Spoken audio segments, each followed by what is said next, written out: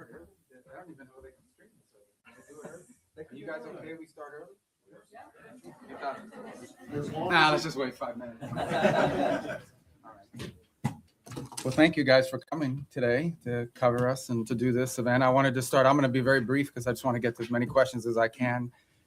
I can do English. I'll answer Spanish if you ask Spanish, and then I'll answer it in English after I answer it in Spanish. So any other languages, I'll be able to do it. But those two, and then look.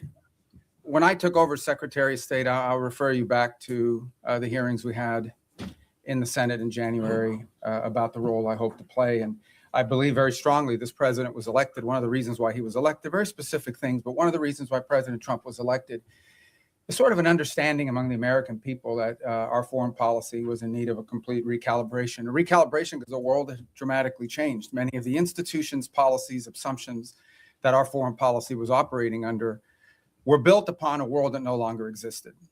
And it required us to re-examine that. One of the assumptions that I think we had lost during this period of time, and I don't mean to make this an academic lecture, but I wanted to give you some insight into the broader thinking, as I highlighted at that hearing less than a year, almost a year ago now, is one of the assumptions was the loss of the notion of the national interest in our foreign policy. At the core of foreign policy needs to be the national interest of the United States.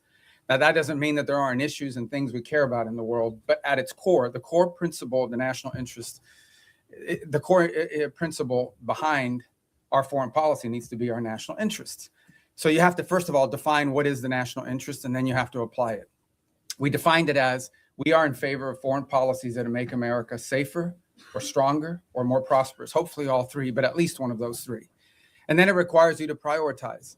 Even the richest, most powerful and influential country on earth has limited resources, has limited time. And it has to be able to dedicate those resources and time through a process of prioritization. That includes geographic prioritization. It also includes issue prioritization. And that's what we intend to do here. Then you have to have the mechanisms of foreign policy to deliver on it. In essence, you have to have a Department of State and a National Security Council and all the elements of U.S. foreign policy influence and power to deliver, to identify and then deliver on those priorities. And that's what we've attempted to do here. And I think we're well on our way to doing it. There's more work to be done. There's things we will improve upon.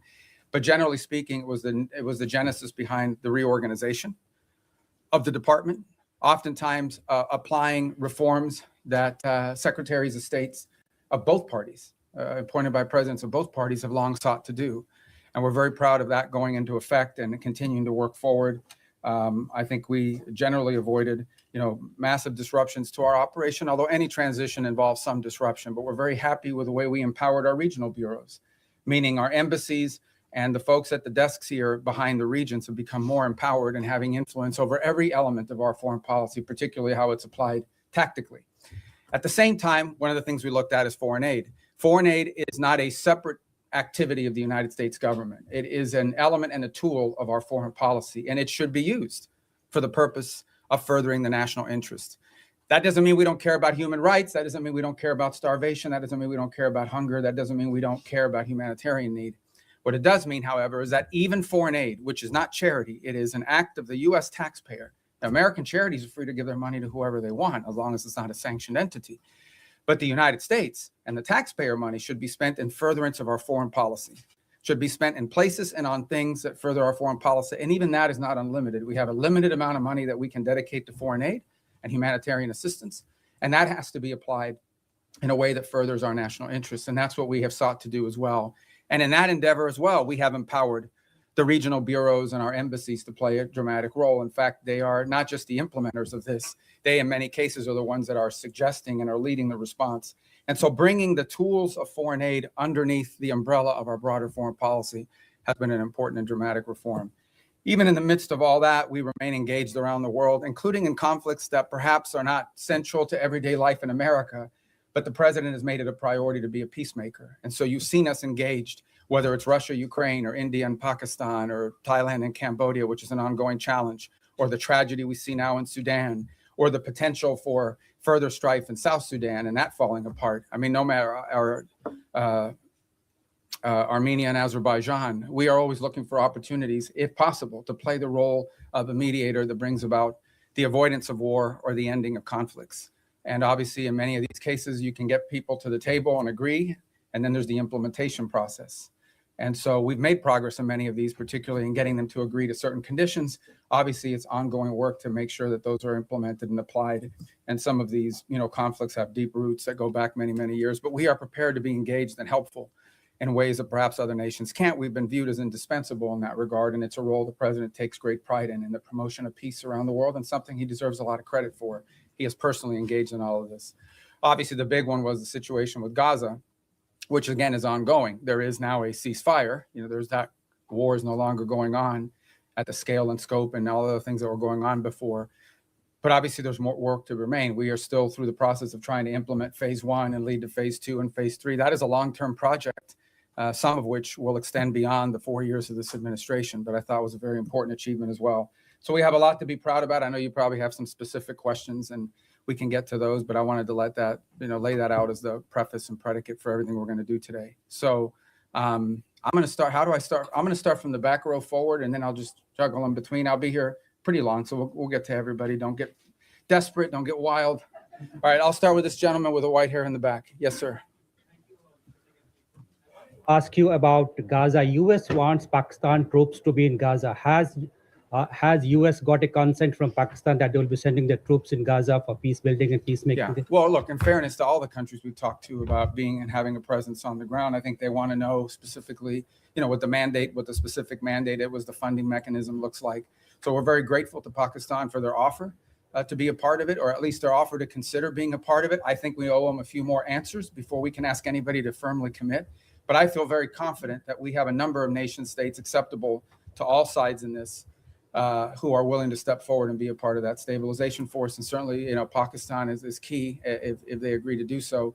But I think we owe them a few more answers before we get there. We're trying to make a lot of progress here with I think the next step here is announcing the Board of Peace, announcing the Palestinian Technocratic Group that will help provide daily governance.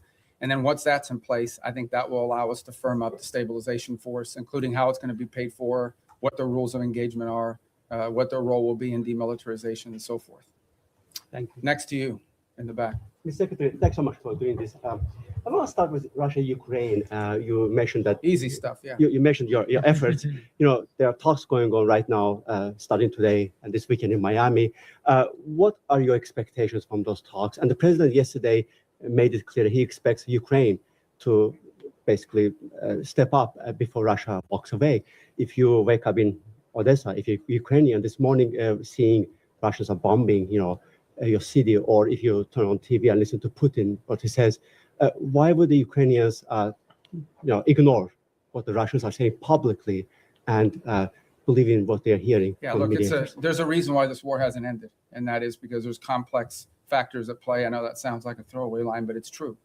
What we have tried to do in this entire process, and let's be clear about this. I mean, the United States is engaged in this. The president says this, and I'll translate what I think, he's trying to say to you in all of this, and I think he's been pretty clear about it. It's not our war. It's a war in another continent. We have equities. We have engagement in this war, but it's not our war per se. But we have been told by everybody, I think everybody would agree, that there's only one nation on earth. There's only one entity on earth that can actually talk to both sides and figure out whether there's a way to end this war peacefully. And that's the United States. And we've invested a lot of time, a lot of energy at the highest levels of our government. I believe, President Trump has had more meetings with foreign leaders and others on the war in Ukraine than on any other subject, including trade.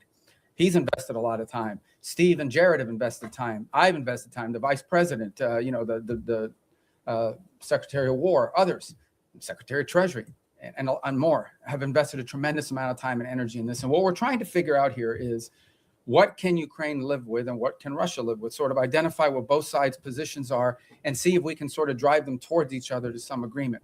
Wars end generally in one of two ways: surrender by one side for another, or a negotiated settlement. We don't see surrender anytime in the near future by either side, and so only a negotiated settlement gives us the opportunity to end this war. A negotiated settlement requires two things: both sides to get something out of it, and both sides to give something. And we're trying to figure out, what can Russia give and what do they expect to get? What can Ukraine give and what can Ukraine expect to get? In the end, the decision will be up to Ukraine and up to Russia. It will not be up to the United States. So that's the role we are trying to play in this.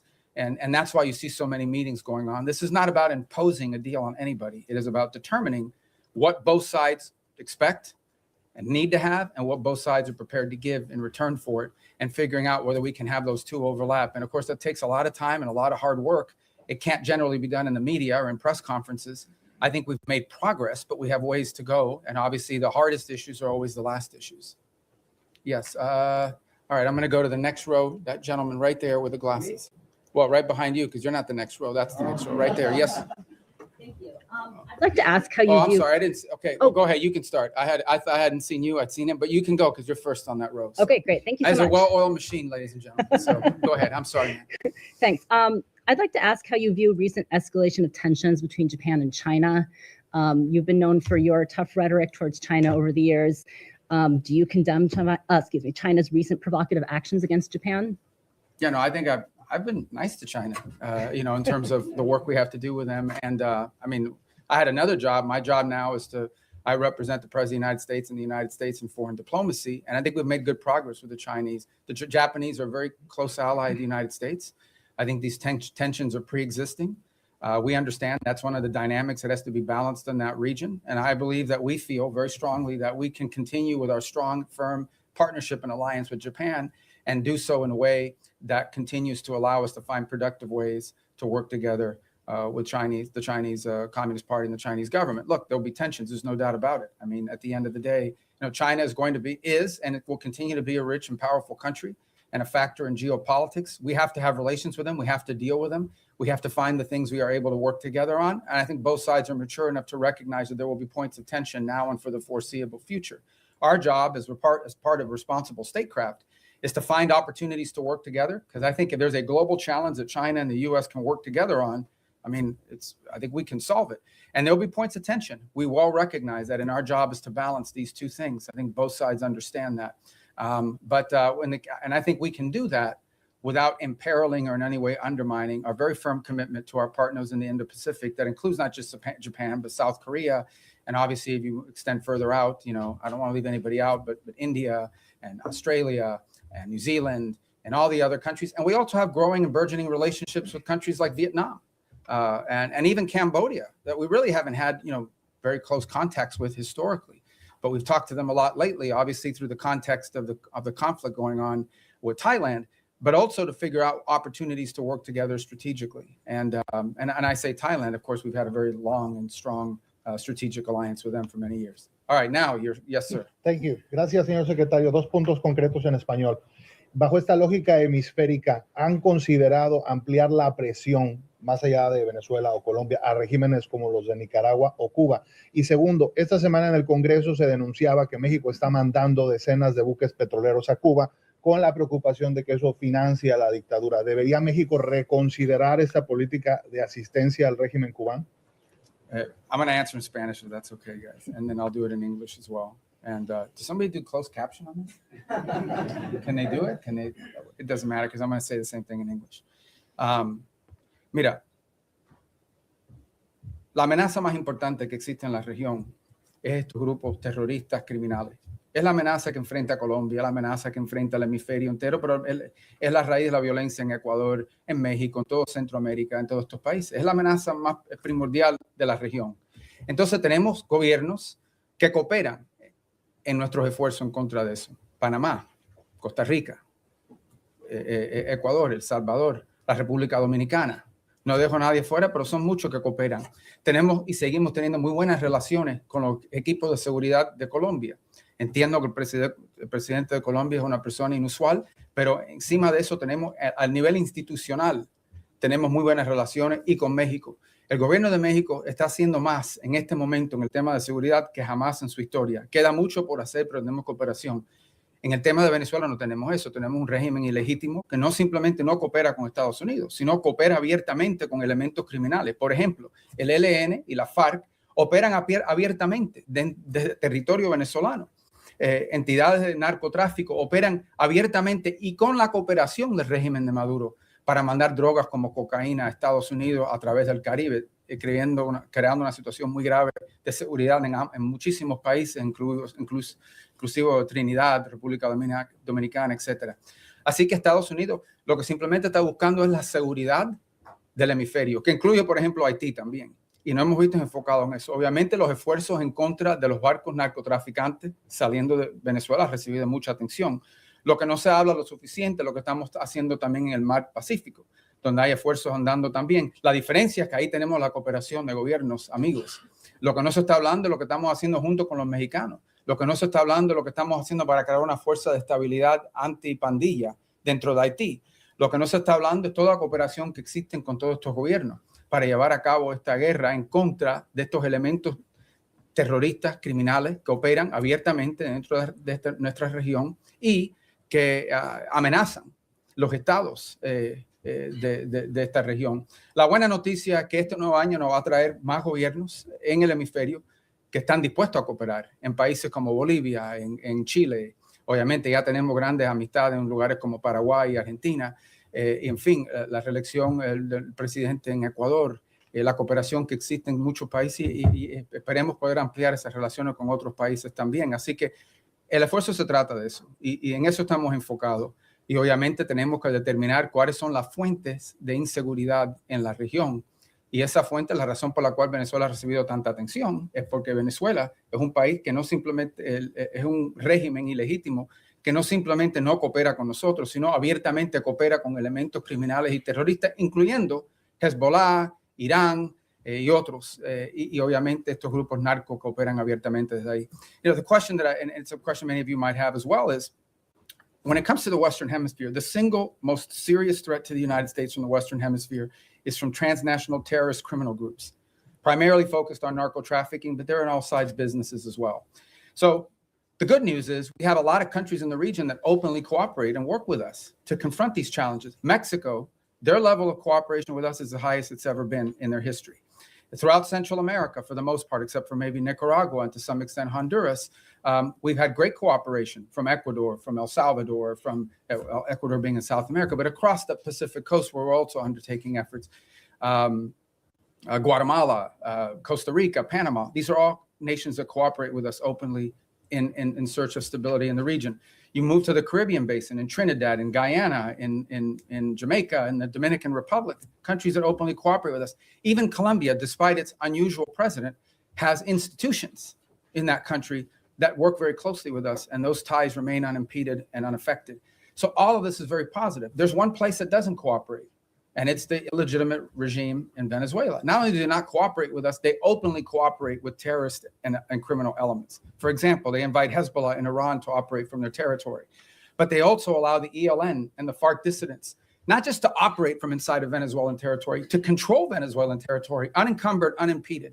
On top of that, we know that they are in cahoots with drug trafficking organizations. It's not just that they don't work with us against these organizations. Okay, it's that they openly, cooperate with these guys and allow them to operate. So these guys are, marching in and out, doing whatever they want from Venezuelan territory, and it's a challenge. And so that's why that's received so much attention. But I would urge you to not just focus on that, but also focus on all the other things we're doing in the region, including, for example, standing up this gang suppression force in Haiti, which we were looking for 5,500 forces. We already have pledges of up to 7,500 forces from a variety of countries. We've seen donors step up to fund that effort. That's a very important effort. It all ties together cohesively.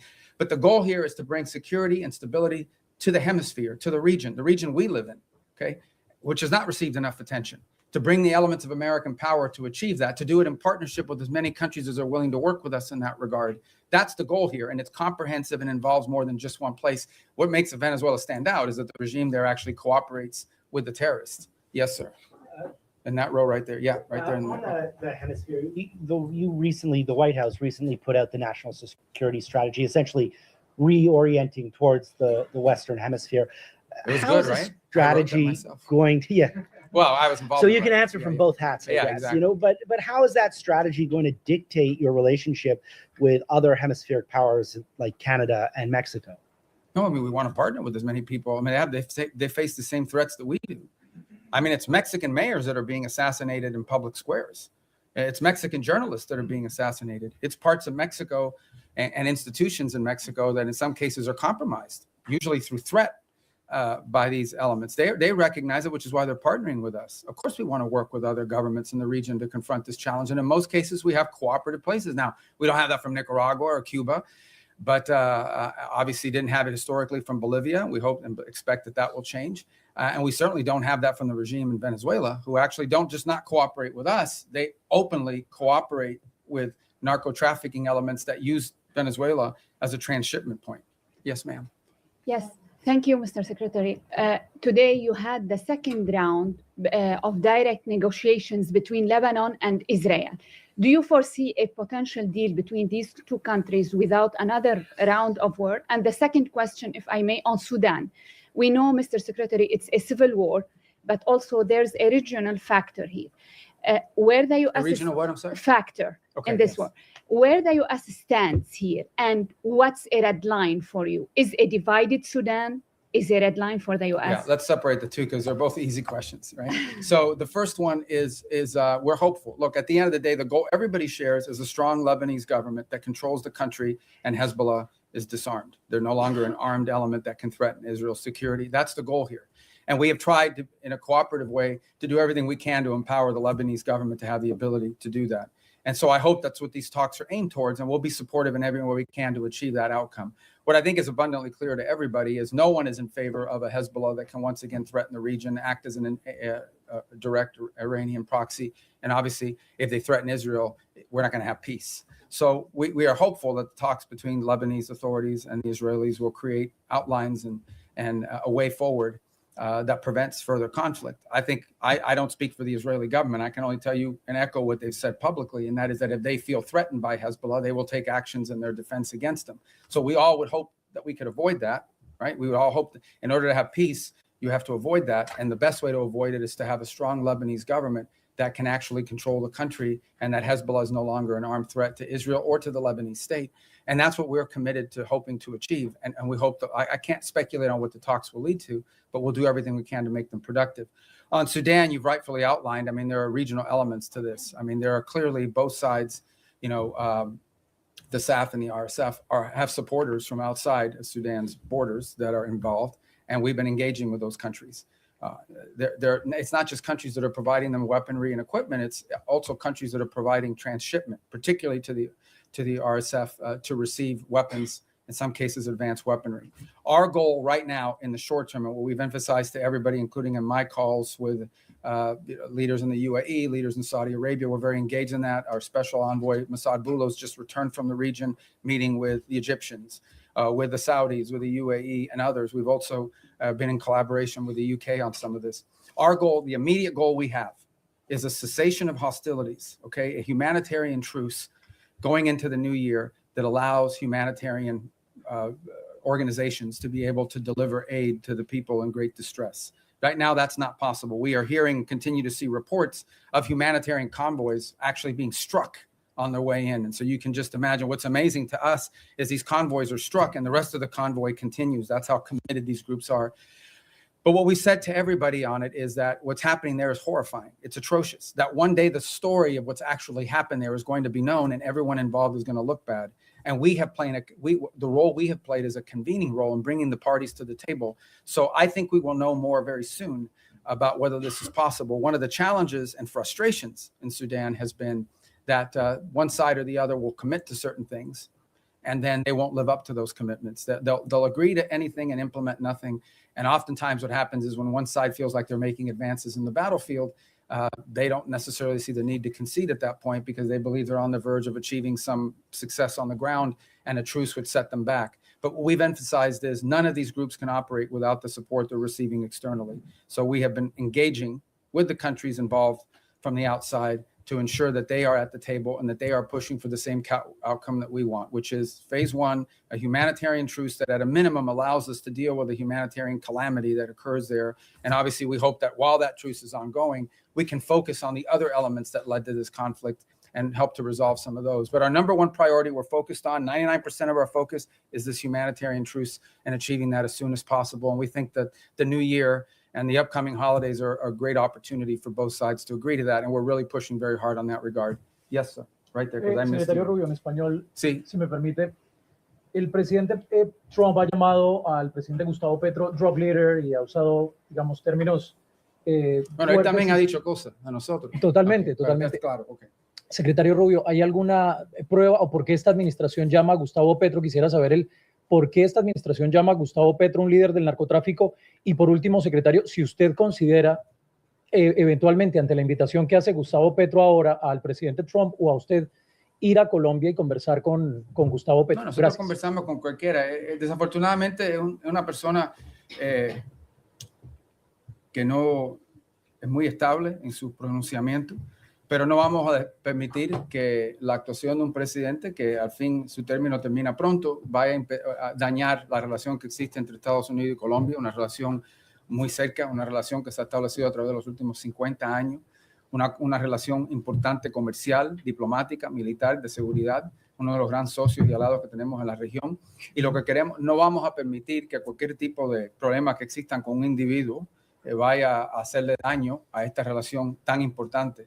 Esperemos que en el futuro exista la oportunidad de tener más cooperación a los niveles más altos del gobierno colombiano, pero no vamos tampoco a dañar, o no queremos dañar, a todas las relaciones que tenemos y los enlaces que tenemos, incluso con individuos en el cuerpo legislativo y también con oficiales electos al nivel local, muchísimos alcaldes y de diferentes lugares dentro de Colombia que también tienen muy buena relación con Estados Unidos y la amplia y estrecha relación que existe entre nuestros pueblos también. The question is again by Colombia. I said, look, we're not going to let sort of the pronouncements of an unstable individual over there to impact. We don't want to let it impact our broader relationship with Colombia. It's an important relationship, an important alliance. It extends through commercial, people to people, cultural, obviously security and stability, all of these things. And our job is to try to the extent possible, maintain those strong ties between Colombia and the United States and not allow them to be imperiled by the pronouncements of one person. We would hope to see a day soon in which we have better relations with the leader of that country, but we're not going to let the fact that doesn't exist now. We're going to do everything possible to not let that impact the relationships we have with the people of Colombia, with the nation, with their economy, with their security forces, which are very important. This is a very important alliance, a very important strategic partnership, which we've built up through a lot of hard work over decades. And we're not going to let that fall apart because of one person. If that changes and he changes, that would be great. And obviously, in May, there'll be a new president there and there'll be elections, and we'll work hopefully more cooperatively with whoever replaces the current president, but that's up to the people of Colombia. Did I not get your question? Go ahead. Thank you. Returning to Gaza, what is the U.S. understanding of what Hamas is willing to concede on disarmament? Reports suggest that Hamas might hand over its heavy weapons, but retain its smaller arms. Is the U.S. prepared to accept partial disarmament as sufficient? Yeah, I'm not going to get into the details of those types of negotiations. Let me just couch it to you this way. Everyone wants peace. No one wants to return to a war. If Hamas is ever in a position in the future that they can threaten or attack Israel, you're not going to have peace. Okay? You're not going to convince anyone to invest money in Gaza if they believe another war is going to happen in 2 to 3 years. So I would just ask everyone to focus on what are the kind of weaponries and capabilities that Hamas would need in order to threaten or attack Israel as a baseline for what disarmament needs to look like, because you're not going to have peace. If 2 years from now, Hamas is launching rockets or killing Israelis or carrying out, God forbid, another 7th of October type terrorist attack and so forth, you're not going to have peace. So who's going to invest in a peace? Who's going to invest in rebuilding a place that's going to get destroyed again in a future war? So that's why disarmament is so critical. Now, what that entails, we're going to leave that to the technical teams to work on. It would have to be something, obviously, that they're willing to agree to, that our partners can push them and pressure them to agree to. It also has to be something that Israel agrees to. In order for that to work, both sides have to agree on it. We need the space to do it. But that's the way to think about it, okay? You cannot have a Hamas that can threaten Israel in the future. If they can, you won't have peace. So that's the goal. All right. Who's left in that? The president's been focused on, and that's what we're conducting, and that's what we have been focused on the entire time, because that is the threat to the national interest of the United States. Now, do we consider Maduro legitimate? No. And by the way, guys, when I say these things about Maduro and his role in narco trafficking, it's not. I hear his reports. Marco Rubio says it. It's not me.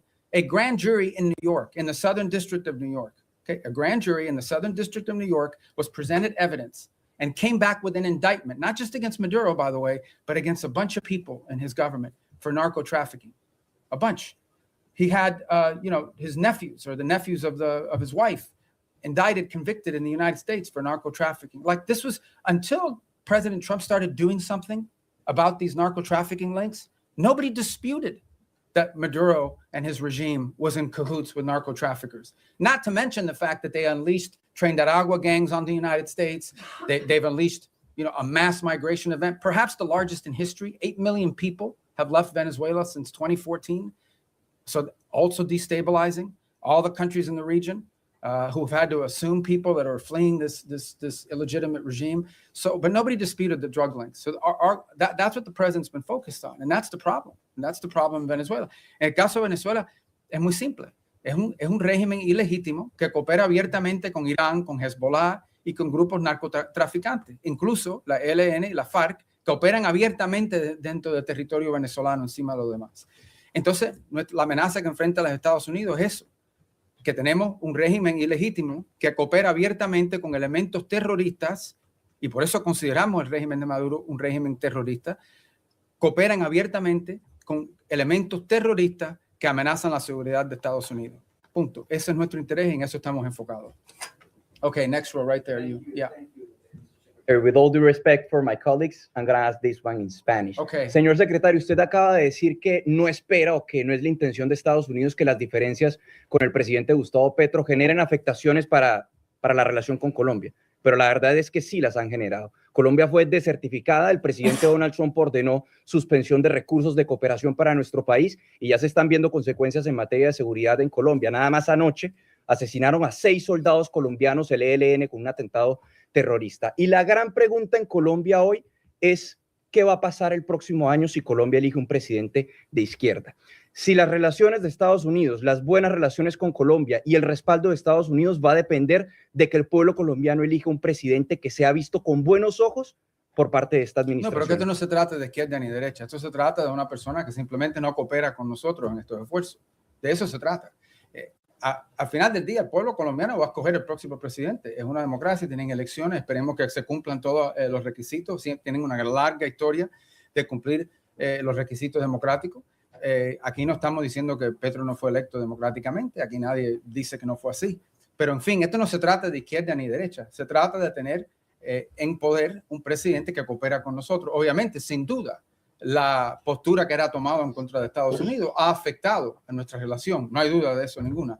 Estamos tratando de limitar eso lo más posible, pero también tenemos intereses que tenemos que proteger y tampoco vamos a pretender cuando tienes un presidente diciéndole a los elementos de seguridad que no cooperen con Estados Unidos, eso no lo podemos ignorar. Pero por otra parte entendemos que tenemos dentro del sistema colombiano, incluso al nivel legislativo, en el Congreso, en el Senado, también alcaldes y otros líderes políticos de ese país que sí quieren buenas relaciones con Estados Unidos, y incluso líderes que no son de derecha, que son de izquierda, pero que entienden la importancia de esa relación. Pero esto no se trata de ni izquierda ni derecha, se trata que si va a cooperar con Estados Unidos o no. Tenemos una larga historial de cooperar con Colombia, que fue un ejemplo y un modelo para la región, y ahora tenemos algo un poco menos, que es lamentable. Ojalá que eso cambie. The question was about whether the U.S. relations to Colombia is dependent on whether they elect a leader that's center right or center left. It has nothing to do with left or right. It has to do very simply with whether or not we have a leader there that we can work with. The U.S.-Colombian relationship, especially our security relationship, but also our economic one with the free trade agreement, is a model. It was a model for the region. We tried to replicate that. Everybody would use Plan Colombia as an example of what you need to do in these other places. And we want to continue that. Now, no doubt, when you have the president of a country saying some of the things and ordering some of the things that he's ordered, it's going to have an impact on some of that relationship. Our job is to try to preserve and protect as much of that relationship as possible, but it will be impacted. But it doesn't matter whether the next president is center right or center left. That's not the issue. The issue is whether the next president is someone who's going to once again cooperate with the United States and restart these relations. That's what we seek. And if President Petro changes in his stance, perhaps that could change as well. But if he doesn't, obviously, it'll be up to the people of Colombia to elect their next president. Yes, ma'am, right there in the middle. I don't want you guys to think I'm only picking the Spanish ones, okay? I actually don't know who any, well, there's a list here, but I can't even read it without these glasses. All right, go ahead, I'm sorry. Perdón. Secretario Rubio, usted lleva años denunciando el régimen de Nicolás Maduro y estuvo, entiendo, hace poco en una conversación telefónica donde hablaron el presidente Trump y Nicolás Maduro. Quisiera preguntarle cómo sintió a Nicolás Maduro en esa conversación, usted que lo conoce desde hace años, pues su comportamiento, si siente que está acorralado como reportan los medios, si está abierto a irse a otro país a cambio de un indulto, si ustedes estarían pensando en reunirse con él, ¿cómo fue esa conversación? O sea, ¿qué nos puede contar de el efecto que está teniendo sobre la presión? Yo no voy a comentar sobre ninguna conversación del presidente Trump con cualquiera del mundo, si existió o no existió. Yo no voy a comentar sobre eso. Voy a repetir lo que he dicho ya. Esto se trata de algo muy simple. Y esto se trata de los intereses nacionales de Estados Unidos. Y hay una amenaza regional que existe. Y en el caso de Venezuela no tenemos cooperación. Para empezar, que es un régimen ilegítimo. Segundo, que es un régimen que no coopera, es antiamericano en todos sus pronunciamientos y actuaciones. Y tercero, es un régimen que no solamente no coopera con nosotros, sino abiertamente coopera con elementos peligrosos, terroristas y criminales. Incluso ellos mismos lo son. Entonces es difícil llegar a un acuerdo con terroristas que están abiertamente cooperando con estos elementos peligrosos que amenazan la seguridad de Estados Unidos. Encima de eso no voy a especular más. Pero va a haber guerra, secretario, porque ahorita en Colombia todo el mundo se está levantando en Venezuela con la posibilidad de que haya una guerra entre Estados Unidos y Colombia. Nosotros estamos protegiendo el interés nacional de Estados Unidos. Yo creo que, en fin, ese es nuestro derecho. Y también le diré que en Colombia debe haber mucha preocupación, que ha habido un ataque el día antes de ayer, o fue ayer, de ELN, o la FARC, creo que fue ELN, y de dónde operan ellos abiertamente, de territorio venezolano, abiertamente, como si fueran un país soberano, operando abiertamente dentro del territorio venezolano. It's the same question, guys, and that is, the bottom line is very simple. Our interest in Venezuela and in the region is the national interest of the United States. And in Venezuela, we have an illegitimate regime that not only does not cooperate with the United States, but openly cooperates with narco-terrorists and others who threaten the national security of our country.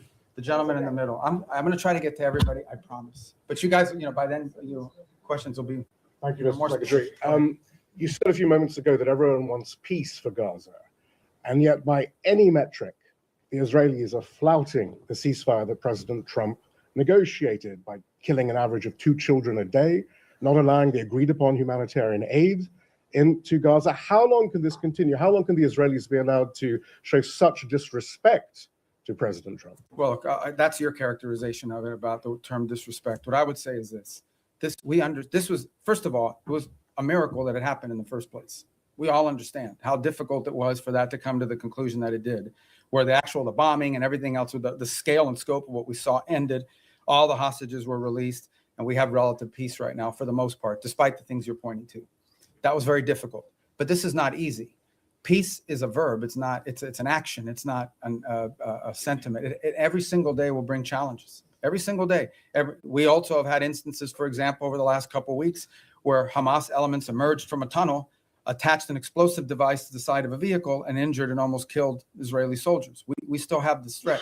We still have and see every single day Hamas openly taking steps to strengthen themselves within inside of those places in Gaza that they still control. We saw early on the atrocities they were committing in the streets against people as they were trying to show people how strong they were. So I don't think I'm standing here to tell you this is going to be easy. This is an hour by hour, day by day challenge. It's one of the reasons why we have stood up the center there in operating in Israel, in partnership as well with another cell that exists in a regional country. It's why every single day there are meetings among both intelligence, diplomatic, and military officials of multiple countries that help bring about this deal to manage this. And that's why it is so critical.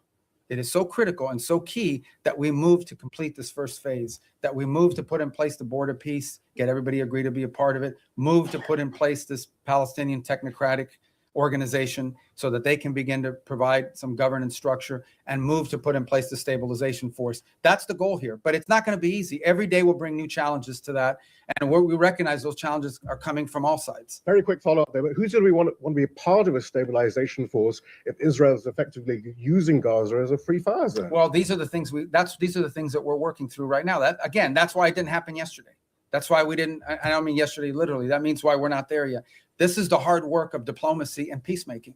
Peacemaking isn't just signing a piece of paper, it's actually complying with it. And compliance oftentimes requires, in most cases, requires daily, constant follow-up and nurturing. So that is why we are in such a hurry, and I say as a priority, to get to this point where we have the stabilization force in place, overseen by the border peace, and ultimately a Palestinian technocratic entity that can increase in its capability to provide governance. The stronger they are, the weaker Hamas will be in terms of threatening Israel. And I think the more security Israel should feel, and the less need for some of these things to happen. But no one's claiming this is going to be easy. We have to work on this every single day. We have people in this building and deployed abroad. This is all they do. 24 hours a day, day after day, elements of the State Department, the Department of War, and all other agencies, including Jared and Steve, and even myself, who talk or do something about. There isn't a day in the last, since this was signed 2 months ago, that I haven't had to do something with regards to making progress on the phases of the ceasefire. Yes, ma'am. Right next. Thank you, Mr. I'm Secretary. sorry.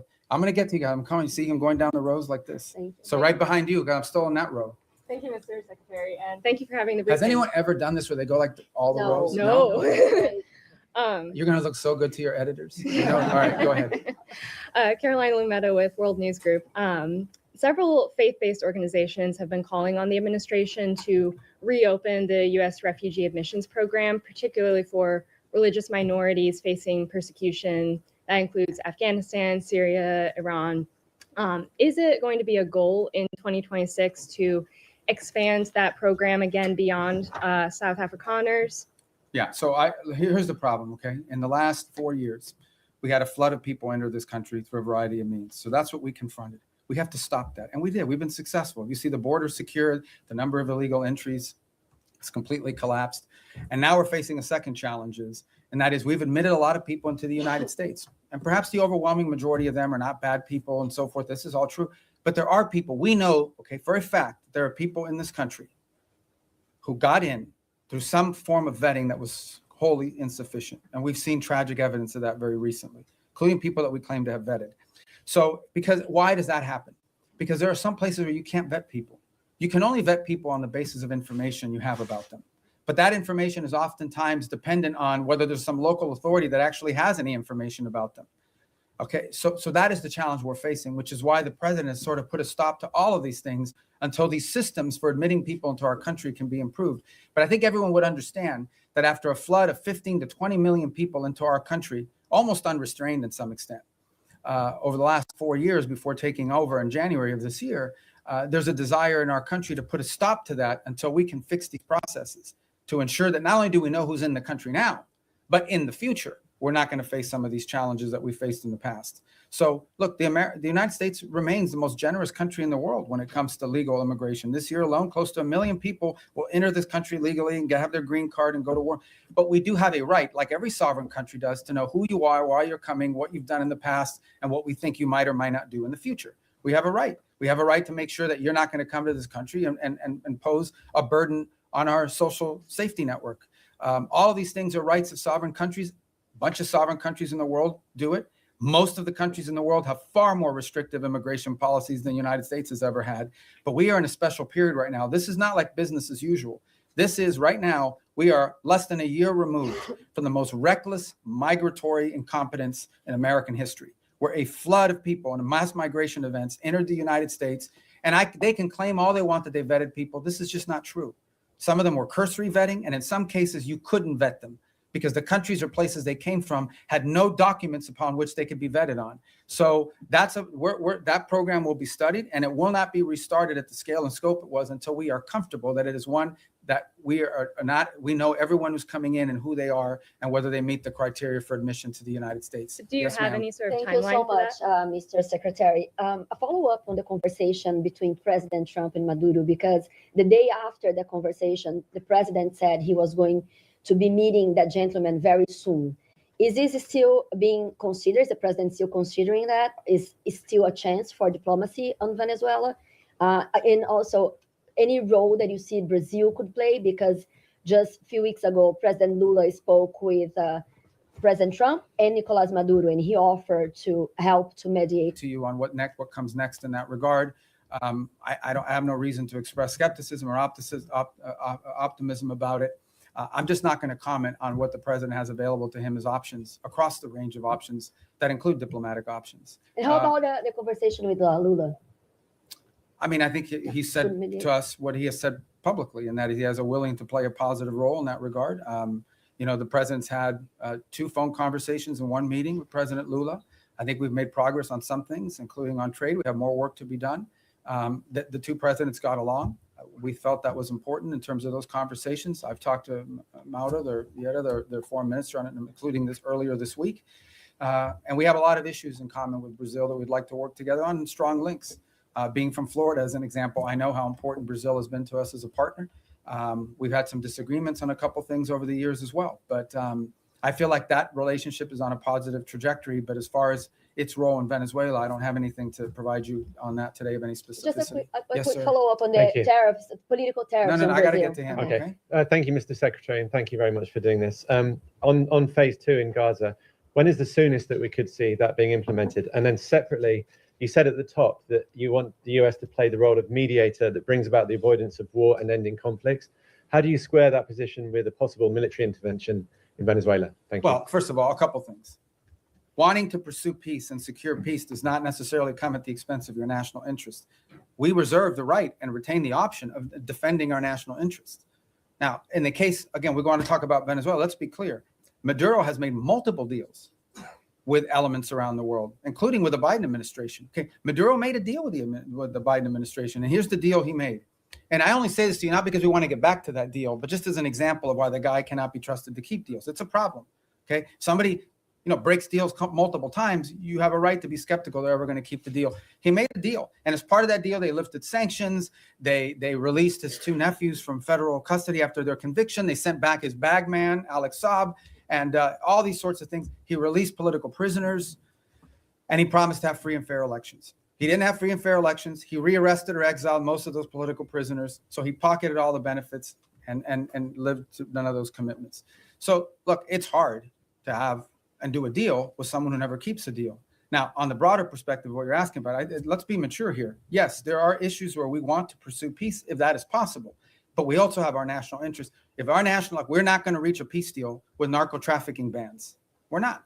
We can't reach a peace deal with MS-13. We can't reach a peace deal with Tren de Aragua. We can't reach a peace deal with the ELN or the FARC that are still pumping drugs into the United States or any of their cartels in Mexico. You can't do a peace deal with these people any more than you can do a peace deal with a mafia.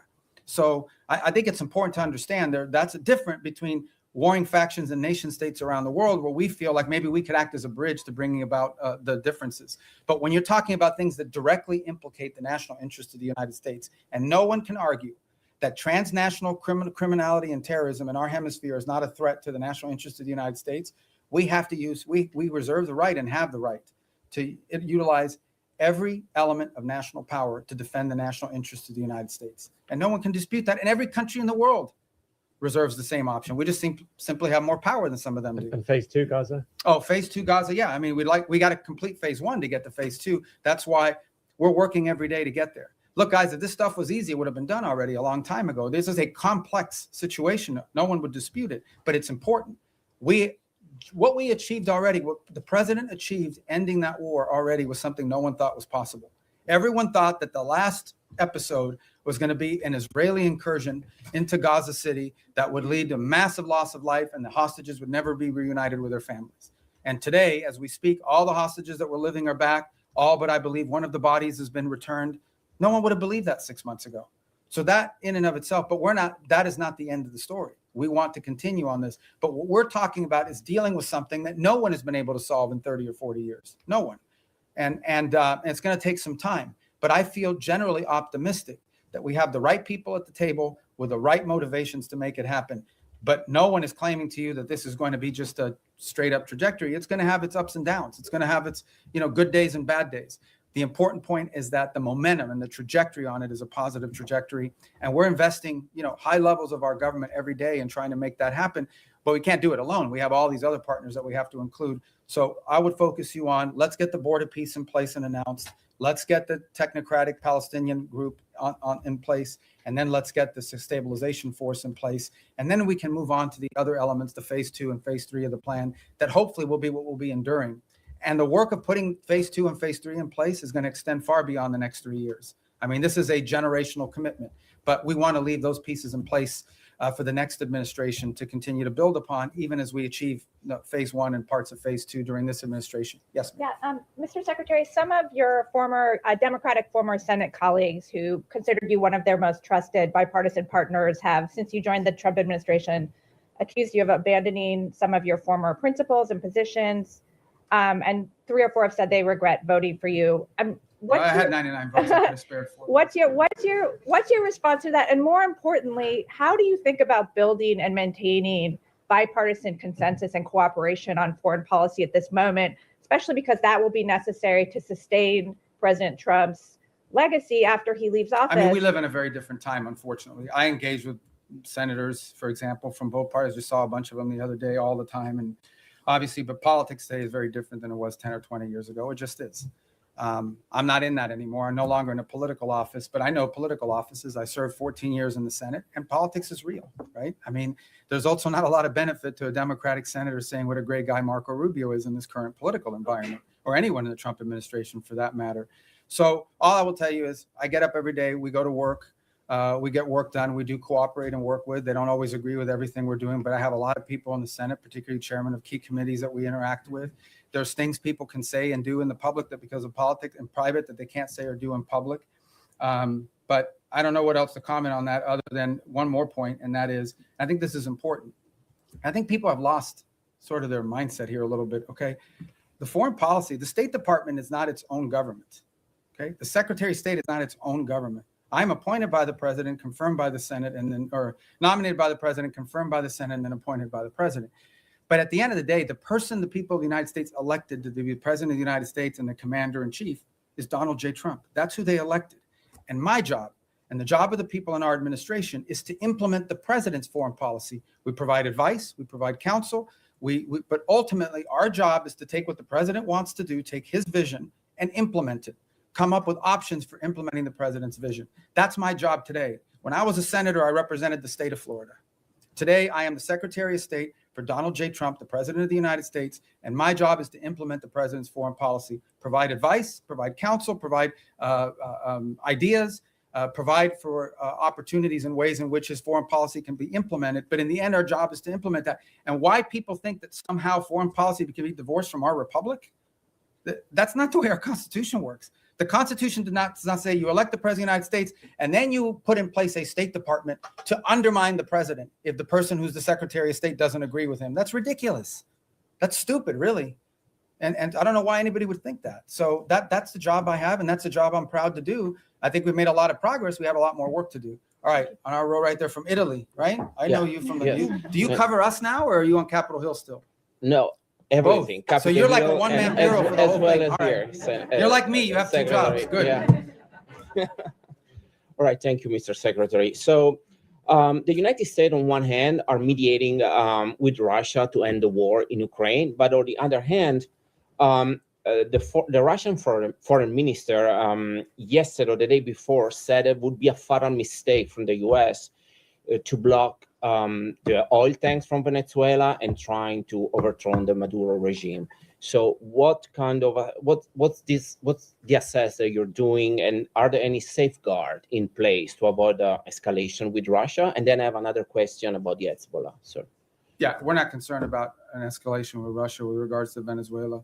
I mean, we've always expected them to provide rhetorical support for the Maduro regime. I think they have their hands full in Ukraine. And if he's watching, Sergey, Merry Christmas. And but at the end of the day, I expected them to say what they were going to say. The rhetorical support, we understand what that's at. It's not a factor in how we consider this whole thing. And then, if I may, about the Hezbollah, I know you already answered, but I wanted to ask you if the DS administration is considering a broader military support involving also potential Arab partners, not only in providing weapons, but also going into the field to disarm the Hezbollah if the diplomatic talks will fail. Well, I've not heard anyone sort of suggest that at the level of detail that you've talked about. I think regionally, for example, if you talk to the Syrian authorities, they're very concerned about Hezbollah. I think most of the countries in the Gulf region view Hezbollah as an agent of Iranian influence and Iranian action. But as far as what you're discussing, which is sort of a coalition of armed units going into Lebanon to disarm Hezbollah, I've not heard that proposed by anybody. Perhaps you have, but I haven't. And that's not certainly something we've been. Senator Graham. Oh, okay. Was talking about this at the my former Congress. colleagues. Yeah. Yeah. Well, you should ask Lindsey about how he's going to put that together, because, but we just haven't heard it. I'm not saying you may not hear that one day in the future, but I think what is clear, and I think maybe perhaps what Lindsey is speaking to, is that it is clear that if you talk to leaders in the region in all these countries, they all have the same goal, perhaps not, which is to ensure that Hezbollah can no longer play the role that they've played in the past, not just threatening Israel, but being an agent, an open agent, really a proxy of Iranian influence in the region. All right. Thank you. Next. I didn't get to you. Oh, I'm in the new row. Okay, go ahead. Okay, thank you so much, sir. You have previously said in the past that you and the administration are committed to fixing the backlog of visas for foreign-born priests and other religious workers, whether that be through the Religious Workforce Act, or through maybe a standalone process. Is there any update you can give on the status of that and what's being done? Yeah, I think we'll have hopefully more to fix this announce issue? on that early next month. Yeah, early next month. Okay. We've worked closely with a lot of the religious authorities to do that. Obviously, depending on the denomination, we're not discriminating in favor of one versus another. Mhm. Some denominations are more professionalized in terms of what they're able to provide us with and sort of information versus others. Some of it depends the country they're coming from, because, you know, we have to be careful not to be waiving, you know, we have country specific requirements depending on the country they're coming from. But I think we have a good plan in place to put that into effect. And I know we've worked with a number of denominations in that process. Obviously, one of the big users of that system is the Catholic Church in the U.S. And so we've worked with the Conference of Bishops. And I think we're going to get to a good place. We don't have it ready yet. All this takes time to put together. But we're moving quickly. And I think we'll have something positive about that at some point next month, hopefully in the early part of next month. Thank you Yes, so much. sir. Thanks, Mr. Secretary. White House Chief of Staff Susie Wiles said that the U.S. would need congressional approval to conduct ground strikes in Venezuela. Do you share that view? And in your response today on regime change, Wiles already acknowledged that the point of the both strikes was to pressure Maduro, i.e. have him leave. Why not just acknowledge that this is a regime change? Do you have the quote she said? That this is but do you have the quote? To cry uncle. Yeah. I believe So, is the okay. quote. So cry uncle. All right. I guess in Spanish, you would have to say tío. But I think, I don't know how that, I mean, you can interpret any way you want. But at the end of the day, it is clear that the current status quo with the Venezuelan regime is intolerable for the United States. The status quo, that they operate and cooperate with terrorist organizations against the national interests of the United States. Not just cooperate, but partner with and participate in activities that threaten the national interests of the United States. So yes, our goal is to change that dynamic. And that's why the president's doing what he's doing. Change that dynamic by ensuring that no one wants to get on drug boats anymore. You know, people were just going out there, you know, openly without any fear of the reaper. And now I think people understand, like, it's not a good idea. By the way, we haven't had a strike in the Caribbean basin in almost 5 weeks. Do you know why? It's not because we stopped looking. It's because no one wants to get on a boat anymore and do that. So it's been effective at cutting that down. Now there's been strikes in the Pacific. So the bottom line is that, sure, our goal is to, I mean, what's the point of doing something? And that's something, but the change, people want to focus on regime this and this, that. The goal here is very simple. The national interest of the United States. The president of the United States was elected to protect the American people, to protect America. That's what he was elected to do. It's one of his fundamental promises that Donald J. Trump made when he was elected president of the United States is, I am going to protect this country. Protect us from what? From the threat of terrorism, from threats to our economy, and from threats these drug organizations and these terrorist organizations pose against the United States. And if you are an ally, a friend, a partner, or cooperate or participate in activities that threaten the United States, you're going to have a problem with President Trump. I think the only shocking thing here is that a lot of people say that. People run all the time for office. I'm going to take on the cartels. I'm going to do this. He's actually doing it. He's not doing anything he didn't say he was not going to do during this campaign. He said he was going to go after the cartels. And now he's going after the cartels and everybody's shocked. Don't be shocked. This is a man who was elected president because he says and then he does. He doesn't just say and then forget about it. In congressional approval on land strikes, do you think that the United States does need to go to Congress in order to conduct land strikes in Venezuela? Well, look, I'm not going to speculate about things that haven't happened and may never happen. I'm not going to speculate on that. All I'm going to tell you is that two things. And I remind Congress all the time. By the way, I was very consistent on this position because it was my position when I was in the Senate. Number one, no administration, Republican or Democrat, has ever accepted the War Powers Act as being constitutional. That said, multiple administrations, including this one, have sought congressional approval and or certainly congressional notification of actions taken. Why?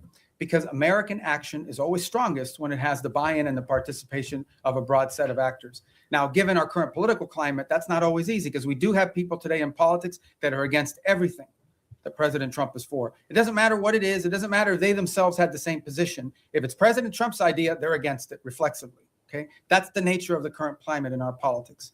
But I can tell you that to this point, nothing has happened that requires us to notify Congress or get congressional approval or cross the threshold into war. We have very strong legal opinions. We have now briefed Capitol Hill 23 times, 23 briefings, bipartisan briefings on Capitol Hill. I have personally participated in 6 of those 23 at the highest levels of the committee, but then the full House and then the full Senate, which, by the way, are always interesting. Okay, get it. I've been there before. Okay, so I was part of this thing in the past as well. But you do this briefing, you answer all their questions, then they go out and tell people, we heard nothing, we saw nothing, that we were pleased with. They already had their answer before they went in, but we do them anyways. And we continue to do them. Not to mention the individual calls I've had with leaders in Congress, and I'm not going to disclose what those are. So everybody over there doesn't know what we're doing. They know why we're doing it. And we've kept Congress fully apprised, and we'll continue to do so. Yes. Thank you, Mr. Secretary. The settlers' violence is rampant in the West Bank. The what is, I'm sorry? The settlers, yes, the Israeli settlers' violence in the West Bank is being escalating, is increasing. Also, Israel is building around 20 settlements unit. Doesn't this undermine your own effort in the peace process? And also, if I may, on Gaza, the humanitarian situation is dire. The babies have been frozen to death because of the weather. Tents have been flooded. Is this anything that the United States can do to alleviate the suffering of the civilians in Gaza? Yeah. In the case of the West Bank, we have, and you've seen our embassy even has put out statements and comments about specific incidents there that we're concerned about, that we do think, create a point of strong friction in the broader effort. And our own embassy, and Ambassador Huckabee has spoken to this as recently as a couple weeks ago, very firmly, I believe. And so we'll continue to communicate that as we have and make our opinion known in regards to its impact on the broader challenges. In the case of humanitarian, absolutely. I mean, this is the reason why that group is set up there every single day. We've been successful at opening new corridors. We want to continue to see that increase. We want to continue to see the flow of aid increase into those parts of Gaza that are still under Hamas control. But it also goes back, not to sound like a broken record, to why it is so critical to have the border peace put in place and the Palestinian technocratic group put in place, because that allows us now, when you have this technocratic Palestinian group in place and a stabilization force to provide security, it now allows us to have someone we can work with to turn over the humanitarian aid to and have them be the ones that help distribute it along with these international partners. That's what the point we're trying to get to, that we can get to a point where that is, and part of the thing with humanitarian aid is also security. Someone has to provide security for these convoys as they go in, because oftentimes they have been attacked, they've been looted, they've been so forth. We don't have a force that can do that right now, unless the Israelis are going to go in, and that would violate the ceasefire. But if we have a stabilization force on the ground, they could provide security. And then the technical side of it, the logistical side of it, along with the international partners, is what the Palestinian Technocratic Organization can do. That is why we are in such a hurry to finalize that phase of this deal, so that the aid can flow, and not just aid. Then we can move from aid to reconstruction, which is the goal everybody has. You want to reach a point in which you're not providing aid because Gaza has an economy, and it's not an economy controlled by Hamas. But we can't get to that stage until we can secure the place.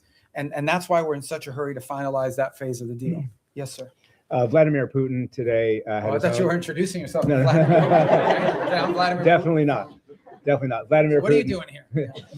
Nick Schiffer in PBS NewsHour. Vladimir Putin had his own end-of-year press Today? conference today. Oh, he's trying to step on my message. Yeah. His went, I think, 4 hours. So we got, well, we don't got at worry least about 3 that, hours. And he said he was willing to end the war in I Ukraine. bet you didn't do it in Spanish. He did not. All right. Go ahead. I'm sorry. No, it's all right. He said he was willing to end the war in Ukraine based on principles he had outlined last summer, and that included a complete Ukrainian withdrawal from 4 regions, most of which are not occupied by Russia, recognition of occupied Russian territory in Ukraine, and the complete lifting of sanctions. That goes beyond some of the recent conversations you've been having. So do you think Putin is serious about peace, and is the U.S. willing to recognize occupied Russian territory in Ukraine? Look, I think ultimately there is what people say, and I'm not claiming that that's not his position. I'm just saying there's what people say and then what people do. In the end, we're not going to base our approach to finding peace here on the basis simply of what people are saying. We're going to base it on what people are willing to agree to, what countries are willing to agree to. Our role is very simple. We try to understand what the Russian position, how much can they give and what do they have to have. We understand the Ukrainian position, and we try to find whether those two things can overlap. Maybe that happens this week. Maybe that happens next month. Maybe that's not ready for a few months. That's not up to us. That's up to the two sides. In the end, it's up to them to make a deal. We can't force Ukraine to make a deal. We can't force Russia to make a deal. They have to want to make a deal. The role we're trying to play is a role of figuring out whether there's any overlap here that they can agree to. And that's what we've invested a lot of time and energy and continue to do so. That may not be possible. I hope it is. I hope it can get done this month before the end of the year. I want it to end as soon as possible. I know the president is deeply committed to helping it end. I know this, though, we're the only ones that can do it. If we were not involved, no one would be talking to both sides. The UN can't do it, but who else is going to do it? Nobody in Europe can do it. So I think I think the one thing people should have is an expression of gratitude that President Trump is willing to continue to engage in this, despite the fact that we haven't yet gotten the outcome that he hopes to have, because no one else could do it. And so that's what we're trying to do here. So this whole narrative that we're trying to force something on Ukraine is silly. We can't force it. There's no peace deal that Ukraine, there is no peace deal unless Ukraine agrees to it. But there's also no peace deal unless Russia agrees to it. We are just trying to find whether there's common ground that we can make happen.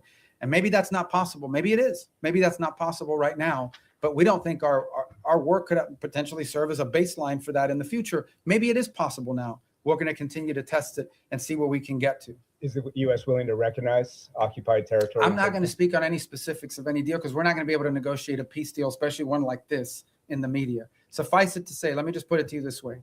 There can't be a peace deal unless Ukraine agrees to it. And there can't be a peace deal, of course, unless Russia agrees to it. But remember that. Any peace deal is one that Ukraine has to agree to because they're a combatant. If Ukraine says we don't agree to it, there won't be peace. So our job is not to force anything on anyone. It is to try to figure out if we can nudge both sides to a common place. And guys, in a conflict like this, in a war like this, that's not easy. It takes a lot of time. We're going to have some patience with it. Unfortunately, it's already gone longer. But understand why the president cares about this. Okay, because let's be honest here. And I'm not trying to diminish this. Okay, because it's an interesting position to be in. The United States only provides, we don't provide weapons to Russia. We only provide weapons to Ukraine. The United States doesn't sanction Ukraine. It's only sanctioned Russia. And yet we are still the only country in the world that can talk to both sides. So let's be clear about the role we played in this so far. I mean, we're the only ones that can. But so I don't mean to be dismissive of why this matters or it's important, because this is going on in another continent. We've got issues in our own hemisphere we need to be dealing with. That if you were to ask prioritization, I would argue that something in our hemisphere from our national interest is more important than something in another continent. But it doesn't make Ukraine and Russia unimportant. We care about it. That's why we're involved in it. But by the same token, why does the president care? I'll tell you why. This week, 9,000 people will die, including like 5,000 or 6,000 weekly Russian casualties, okay, in a war. This is a bloody, nasty conflict. In the same time, the entire electric grid, the entire infrastructure of Ukraine is being destroyed almost as fast as it's being rebuilt. Every week that goes by, the cost of rebuilding that country gets exponentially higher. It is now becoming generational reconstruction. This is a very damaging war that's going to have incredible implications. There are now hundreds of thousands of Ukrainians, probably maybe in millions, who have not lived in Ukraine in years. They've been displaced to other countries. The implications of this long-term for Ukraine are dramatic, and for Russia too, but for Ukraine, and we're focused on them. This is why the president wants to end it. He thinks it's a bloody, nasty, horrifying war, and he doesn't like wars. He really doesn't like wars. He thinks they're a waste of money, time, and talent. And he wants this one to end. And we're doing everything we can to end it. And it may or may not be possible, but we're certainly going to keep trying. Yes, sir. Thank you. I promise you we're going to go through here. I promise. Do you have a deadline or something? I know, but let me get to the roads, because if I break up the road thing, you're going to screw up the whole plan I have. Go ahead. Thanks, Mr. Secretary. If I can turn internally for a moment, a recent survey by the American Foreign Service Association found strikingly low morale among career diplomats in the U.S., some of whom reported that they feel like they can't freely express their opinions, that their candidate input is not welcome, and many of them are saying that they're actually thinking about career changes. I know you talked at the top about how change can be disruptive, but I wonder, how much does this concern you? Do you possibly see this as a feature, not a bug, or would you be happy to see people leave so that you can bring in a new crop of people? And then just briefly on your own role, you have 2 jobs right now. Your travel schedule seems a bit lighter than your recent predecessors. You didn't attend the last NATO foreign ministers gathering and had your deputy go. Are you fully performing the job of Secretary of State? Are you more of a national security advisor than a Secretary of State? Can you talk about that? Well, first of all, on the travel schedule, we have a lot of leaders keep coming here too. So you talk about NATO, great example on NATO. I already went to a NATO meeting this year of all the foreign ministers. Then I went to the leaders meeting, which not all the foreign ministers were at. And then on top of that, that week is the week we had Rwanda and the DRC coming to the United States on a deal that I was working in. So as far as the travel schedule is concerned, we have a lot of leaders constantly coming here. We have leader meetings every single week for the most part up until last week. So there's a lot of work to be done on the Foreign Service. We have very talented people here. I saw that report somewhere. That's from the union. It's from a union survey. All I can tell you is that today Foreign Service officers are more empowered at the regional bureau than they've ever been. I get descent cables. I get cables every day from all over the world to provide the baseline for a lot of the ideas that we pursue. There isn't a week that goes by that I don't send back 2 or 3 cables with notes about, let's turn this into a policy proposal. We are changing this place so that it is our missions in the field that are not just driving directives from the top down, but also ideas from the bottom up. And I'm very proud of that. And I think that's going to lead and pay huge dividends for future secretaries of state long after I'm gone. So, yes. Thank you, Secretary. Human rights organizations report that 2025 has seen the highest number of executions in the Islamic Republic of Iran in over 2 decades. What specific new measures is the State Department taking to ensure that human rights abuses, specifically this surge of state-sanctioned execution, do not become a secondary priority in your dealings with Tehran? Well, ultimately, look, we have very deep systemic disagreements with the regime in Iran. And it's part of one of, if not the most sanctioned country in the world, one of the most sanctioned countries in the world. There isn't a week that goes by, or at least 2-3 times a month, I'm authorizing some new sanction on some new entity related to Iran. I don't think anyone could argue that this administration has been friendly towards them. So we continue to feature these things because it tells us about who they are. In the case of some of these executions that you're talking about, some of them, by the way, were in the aftermath of the war with Israel, where they went through and have jailed people and accused people of being informants and spies and things of that nature. But we're under no illusion. And every year we put out a report that outlines this, and we've been pretty consistent in our messaging. Our problem with the Iranian regime isn't simply, obviously it's predominantly their desire to acquire nuclear weapons, their sponsorship of terrorism, but it's ultimately the treatment of their own people.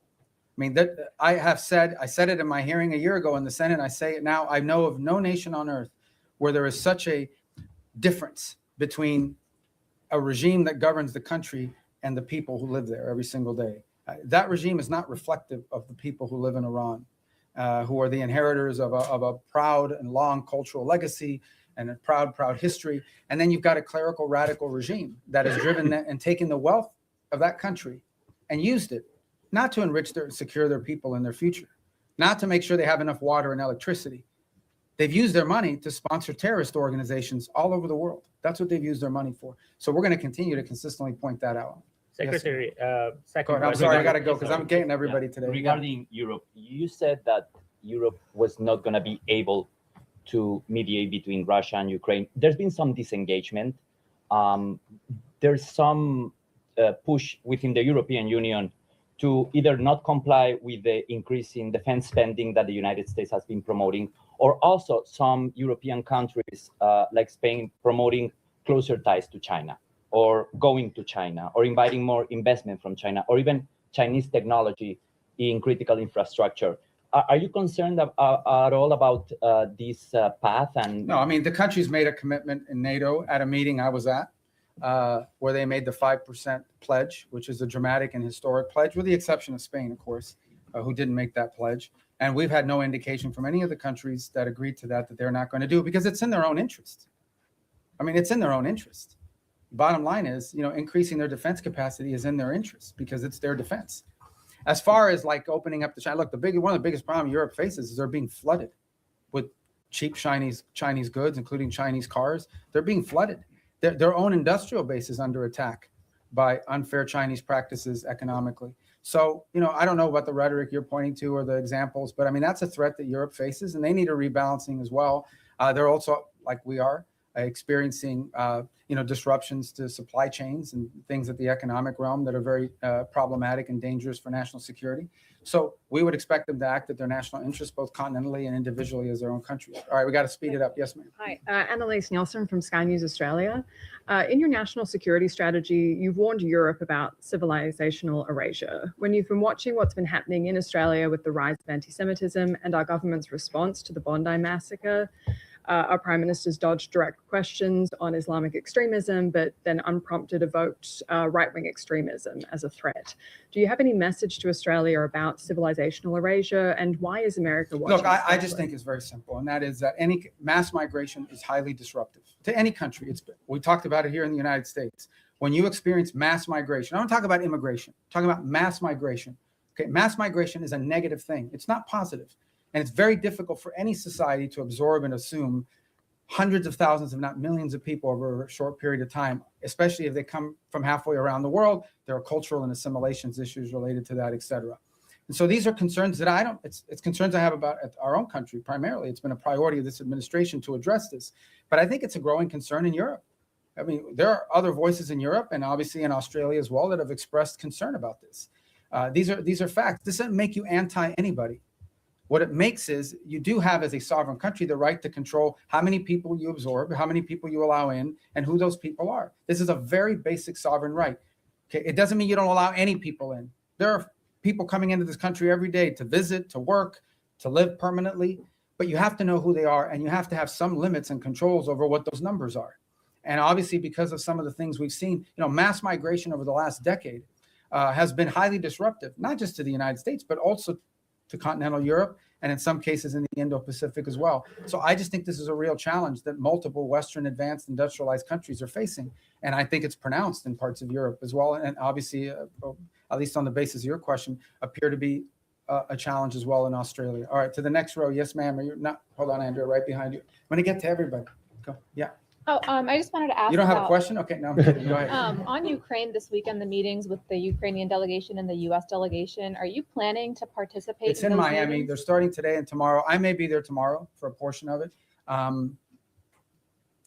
There's another one happening today, but that one is with the Turks and the Qataris and the UAE on the Gaza plan. So if I'm not there, because I have things we have to do here today, like talk to you guys, I think tomorrow, since that it's in Miami as well. So yeah, go ahead.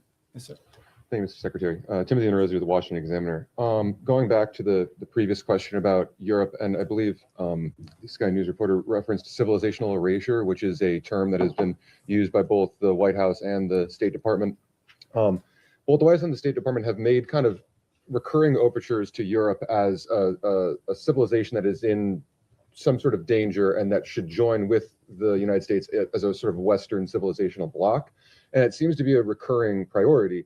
However, with the release of the National Security Strategy, many European leaders, leader of Germany, members of the EU, of the European Parliament, have found it totally unacceptable or offensive or question the allyship of the United States with the rhetoric that was used. So I just wonder if the United States is correct in that these policies like mass migration will lead to civilizational erasure. Is it possible to save European civilization if the governments simply don't want to be saved? How has this alliance long been described? As the Western alliance, right? What is it? And it's not just me saying, you go to these NATO meetings, you meet with people, what they will tell you is our shared history, our shared legacy, our shared values, our shared priorities. That's what they talk about as the reason for this alliance. Well, if you erase your shared history, your shared culture, your shared ideology, your shared priorities, your shared principles, then you just have a straight up defense agreement. That's all you have.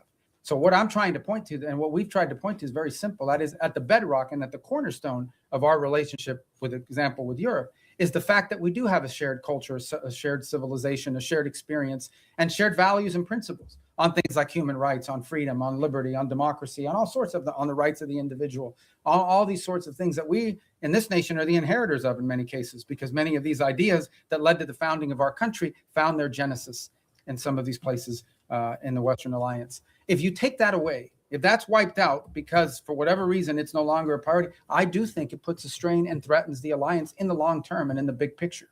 Now, whatever internal politics causes people to dispute this, I'm not going to comment on, other than to tell you that I do think that at the core of these special relationships we have is the fact that we have shared history, shared values, shared civilizational principles that we should be unapologetic about. This is a nation that was founded on Western principles. Founded on Western principles like liberty, the value of and the right of the individual, the right of self-governance. These are all Western values. Now, others may have adopted it in different parts of the world, but they emanate from Western history. And it's something that we should be unapologetic about. Why would we be apologetic about it? Anyone who doesn't recognize, for example, that many of the features of our system of government find their root in Roman and Greek history is a fool. Is a fool. It's just not true. And so I think that we need to understand and embrace that, not negate it. And I think that's what we're pointing to here, is that we are concerned that particularly in parts of Western Europe, those things that underpin our alliance and our tie to them could be under threat in the long term. And by the way, there are leaders in those countries that recognize that as well. Some say it openly, some say it privately. In the eastern and southern part of Europe, they're much more open about it. Nonetheless, it is a factor that needs to be addressed. Yes, ma'am. Was the New York Post. So you said earlier that you don't see a surrender happening anytime soon when it comes to Ukraine and Russia. Putin says he will accept nothing less than an unconditional surrender. But if this latest intensive push for peace talks fails, is there anything that the U.S. can do to make Russia want to end its war? And then secondly, some of the most major foreign policy issues from Venezuela, Iran, Ukraine, Israel, have been assigned special envoys who do not report directly to the State Department, which obviously has a larger view of how these conflicts affect each other. How intimately has State been involved with these envoys' strategies and actions this year? And do you see State taking a larger role in these kind of day-to-day negotiations? I disagree with the premise of your question. I mean, every envoy that's been involved in all these critical issues, I personally work with very closely. I talk to them 4 or 5 times a day, or meet with them, or they're in the White House, or they're here, primarily in the White House, or they're involved in the same meetings we're involved in. I mean, that's just not factual. No one is out there doing independent action. All of it is strongly coordinated. It's one of the benefits of also being the National Security Advisor, is it allows us to also organize the interagency. Every single one of these envoys, I speak about Steve Woodcock in particular, who's a phenomenal person, very smart, very talented, who dedicates, he doesn't get paid to do this job. He does it for free. And he invests a tremendous amount of time, full time on this thing, traveling all over the world, doing all kinds of things. Okay, but Steve doesn't do anything independently. He relies on the interagency. He gets support from Treasury, sometimes from Commerce, certainly from the Department of War, and from the State Department. In fact, he's staffed in many of these visits by State Department folks, and including the ones in Miami, especially as we get to the technical parts of these agreements. So the synergy there is very tight across the board. And so I think that's just not factual. I was referring to Envoy Grinnell with Venezuela and some of those conflicts earlier this year that really kind of weren't helpful in getting towards the release of the prisoners. Look, everything that's been done in this administration has been coordinated in some form or fashion. I mean, you guys don't see it all because I know everybody wants foreign policy to be 100% transparent, but sometimes it really can't be. Because there are sensitivities, because there are diplomatic sensitivities, because things people are willing to agree to in private, they may not be willing to do so in public. There's all kinds of things that have to happen in order to achieve outcomes. Sometimes they work, sometimes certain approaches work, sometimes they don't. But that's not new to this administration. That's been true throughout history. And but at the end of the day, I mean, I feel like we have a very good team of people that work very closely together on all of this. And the key is, every single one of these conflicts, every single one of these issues are all multidisciplinary. Okay, there is no such thing as any one of these things that we're dealing with. Again, going back to the case, let's just use Ukraine as an example. In the case of Ukraine, it involved Treasury with regards to the minerals deal. It involves Commerce to some extent. It most certainly involves the Department of War in terms of not just battlefield assessments, but the sale of weaponry through Pearl, et cetera. It involves the Department of State in terms of everything from interpreters to the technical work of actually putting words to paper that would make sense in an agreement and supporting these visits. We had a very important meeting in Geneva, hosted at our embassy, supported by diplomatic personnel that were involved in doing that. And a lot of the follow-up as well that has to happen with some of these things. Peace deals aren't just, in the case of Gaza, strongly supported. We took our ambassador in Yemen, who can't be in Yemen, Fagan, and assigned him for 8 weeks on that portfolio so that we could have someone there to help navigate and coordinate all of the technical aspects. You can reach a peace agreement in concept, but then someone's got to sit down and write down the technical language and the specificity. And they rely on the professionals in this department and other government agencies, depending on the subject matter. So look, I think in any new administration, there's a learning curve early on. People are still getting onboarded. You may not even have people Senate confirmed yet in these positions. Maybe you haven't even hired some unfilled spots. But I think certainly in the second half of last year, I'm very proud and very pleased at the synergy that we've established on all of these things and that continue to establish it. Another one that's doing a great job is Mossad Boulos. I mean, he's out there every day working with our Africa Bureau, They're very involved in this, on trying to deal with Sudan, on trying to deal with the Rwanda DRC. So we have a good team of people that work very well together and very collaboratively, and we're going to build on that in the new year. Yes, ma'am. Thanks. Shelby Talcott with Semaphore. Vanity Fair quoted you as wondering whether Putin just wants the entirety of Ukraine. I'm curious if that's still a question for you, and how confident are you in being able to reach a peace agreement if that is a question? And then along those lines, is there a deadline for Russia and Ukraine to come to an agreement before this administration walks away? Yeah, I'm not in any position to give you deadlines on anything. And as far as that quote, that's a quote the president has said publicly, which is he has said three things. I thought it was going to be the easiest one, and it's turned out to be the hardest. I don't know if Putin wants to do a deal or if Putin wants to take the whole country. These are things he has said openly. And, I think that's, I don't even remember when I talked to the guy from that magazine, but, for much of the early part of this year, one of the things we were trying to deduce is exactly what is it that Russia wants to achieve. We know what they wanted to achieve initially when the war began. They haven't achieved those objectives. There's a new set of objectives now. I mean, part of reaching an agreement is trying to understand, I've already said this, what both sides want or need and what they're willing to give. And so I think that was a question that many in the administration had early on, is defining what the Russian position, what exactly do they really, not what they say they publicly want, but what they publicly want and privately want are the same thing.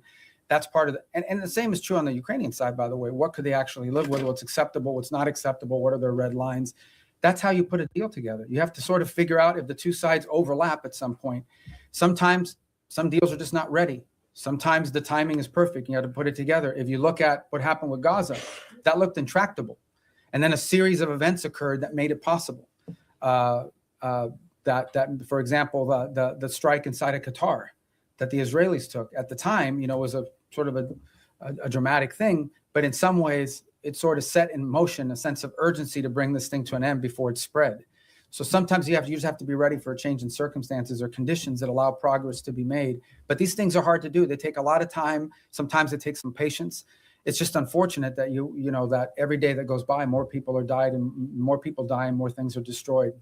Yes, sir. To come back to your comments earlier on Sudan. You mentioned this concern about transshipment and weapons coming from overseas to Sudan. Could you sort of put a slightly finer point on it? Have you raised this with the UAE in your meetings that they need to stop providing support to the RSF? And have you got any commitment or any kind of look, none of these, neither side has their own factories for the most part, right? All these weapons are acquired from abroad. They have to come from somewhere else and they have to come through somewhere else. So someone is allowing it to be shipped in and someone is actually shipping it. So we've had the right and appropriate conversations with all sides of this conflict because that is their leverage. Without their support, neither side can continue. So that's why we need to engage, and that's why we've engaged the parties involved in all of this. I don't want to find myself here in a position of picking on anybody other than to say that we think and we're hopeful that we can make some progress on this, but we know that in order to make progress on this, it will require outside actors to use their leverage and their pressure to make that come about, particularly this humanitarian truce, which is the first thing we want to achieve. We think that outside actors have the leverage and the influence over the players on the ground to bring about this humanitarian truce. And we are very focused on it. I had conversation on it yesterday. We have spoken to the UAE, we've spoken to Saudi, we've spoken to Egypt, and this is not new. We've been talking to them. We signed a document with them in September at the UN gatherings. We had previous meetings with them before that. So this is not a new engagement. It's just one that's had a higher sense of urgency given recent events there. But yeah, we're involved every single day trying to work through this because we do understand that and this is not new to this conflict. It is in many ways similar to what happened to happen in Gaza. What brought Hamas to the table, among other things, was the fact that some of the countries that had relationships with Hamas, like Qatar, like Turkey, played a very constructive role in bringing them to the table and pressuring them to sign an agreement. And we played a similar role on the other side. So, it's not unusual that you would involve outside actors in using leverage to bring parties to the table to agree on something. Yes, ma'am. Thank you, Mr. Secretary. On Venezuela, what is the U.S. willing to commit if Maduro is ousted from power to ensure that the country doesn't plunge further into instability in sort of I don't have any announcements on that right now. And do you see Maria Corina Machado and Edmundo Gonzalez as the heir apparents for power? Well, we don't believe Maduro's not legit. We've been pretty clear. We didn't recognize him as a legitimate president. The previous administration didn't as well. The first Trump administration didn't either. He's not the legitimately elected president.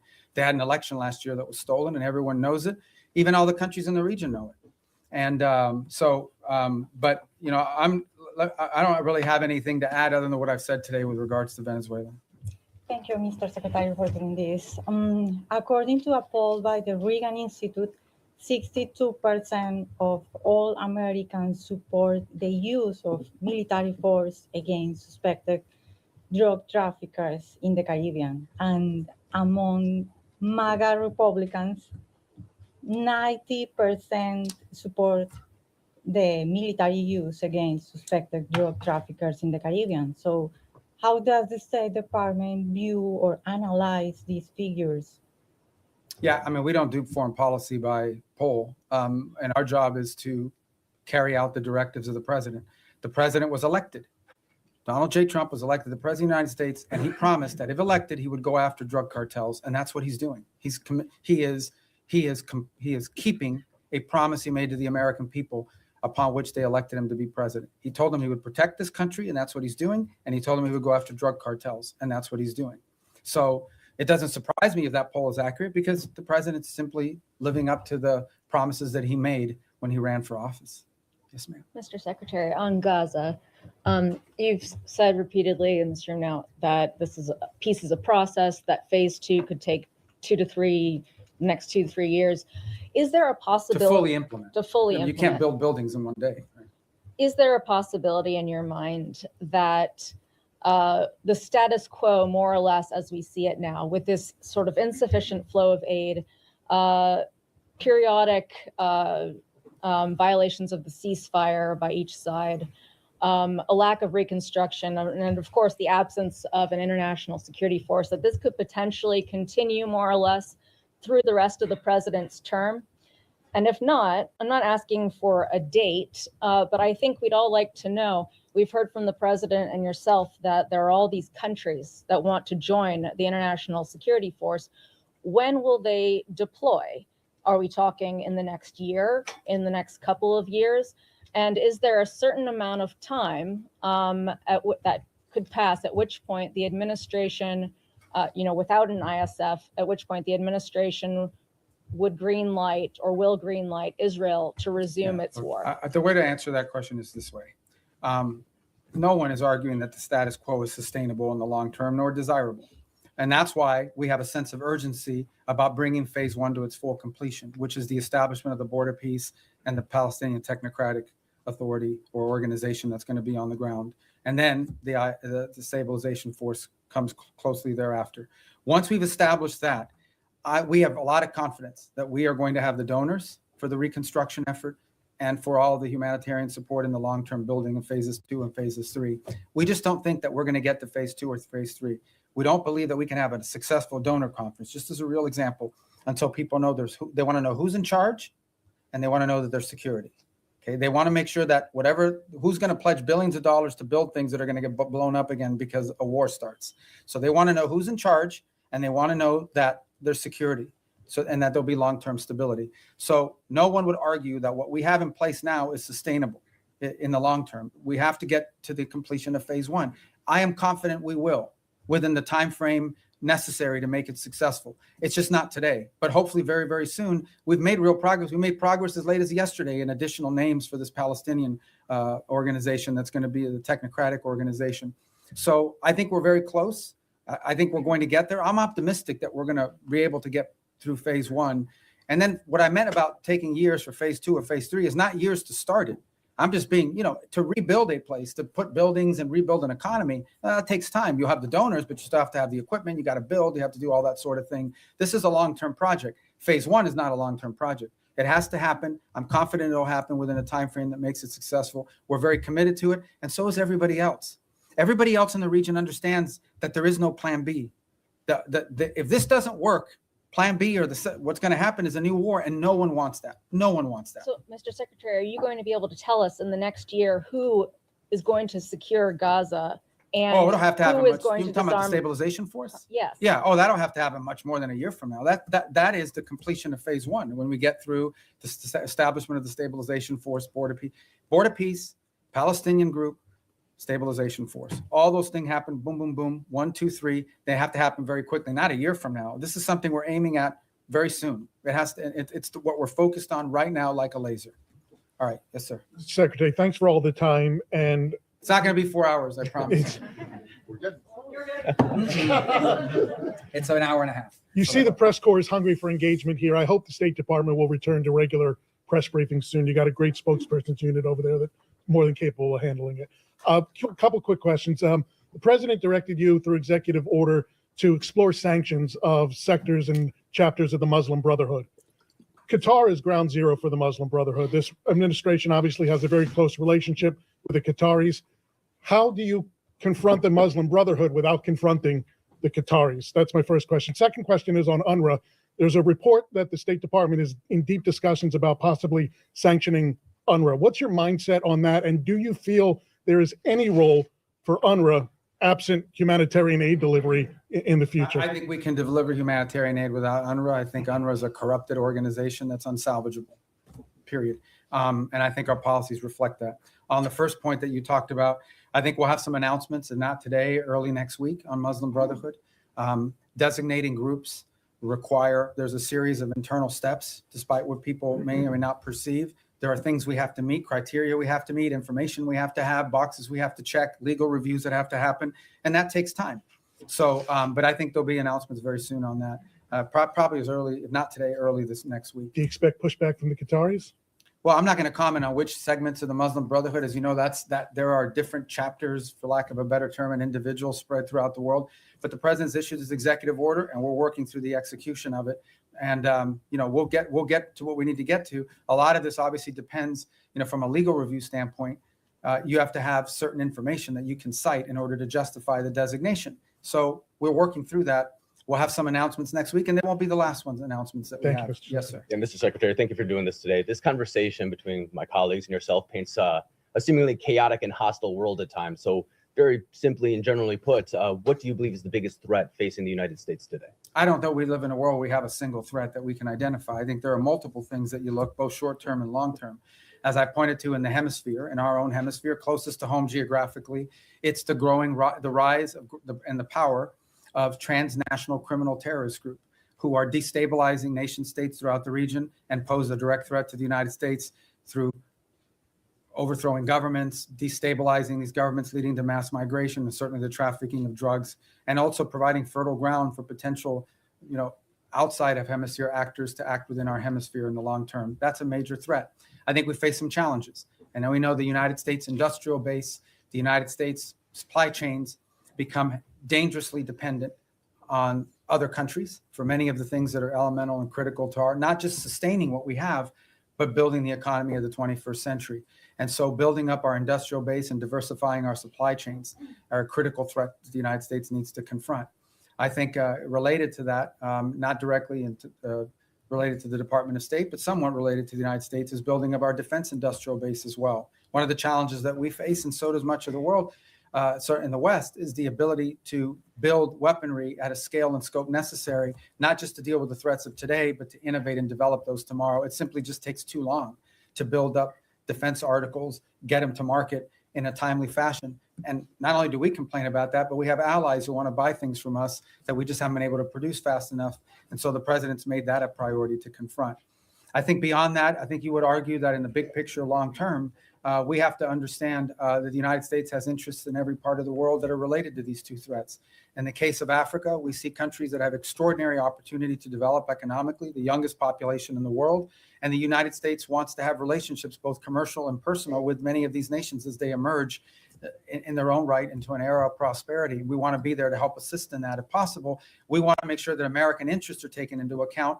Unfortunately, there are many countries around the world that in the past have had to rely on predatory practices of other countries to receive stability, to receive funds necessary to build infrastructure or what have you. We want to make sure that American businesses are at the table offering alternatives, be it in telecommunication, be it in artificial intelligence and technology, be it in basic infrastructure. So there's a lot of things to uncover and unpack, and I think in the long term as well.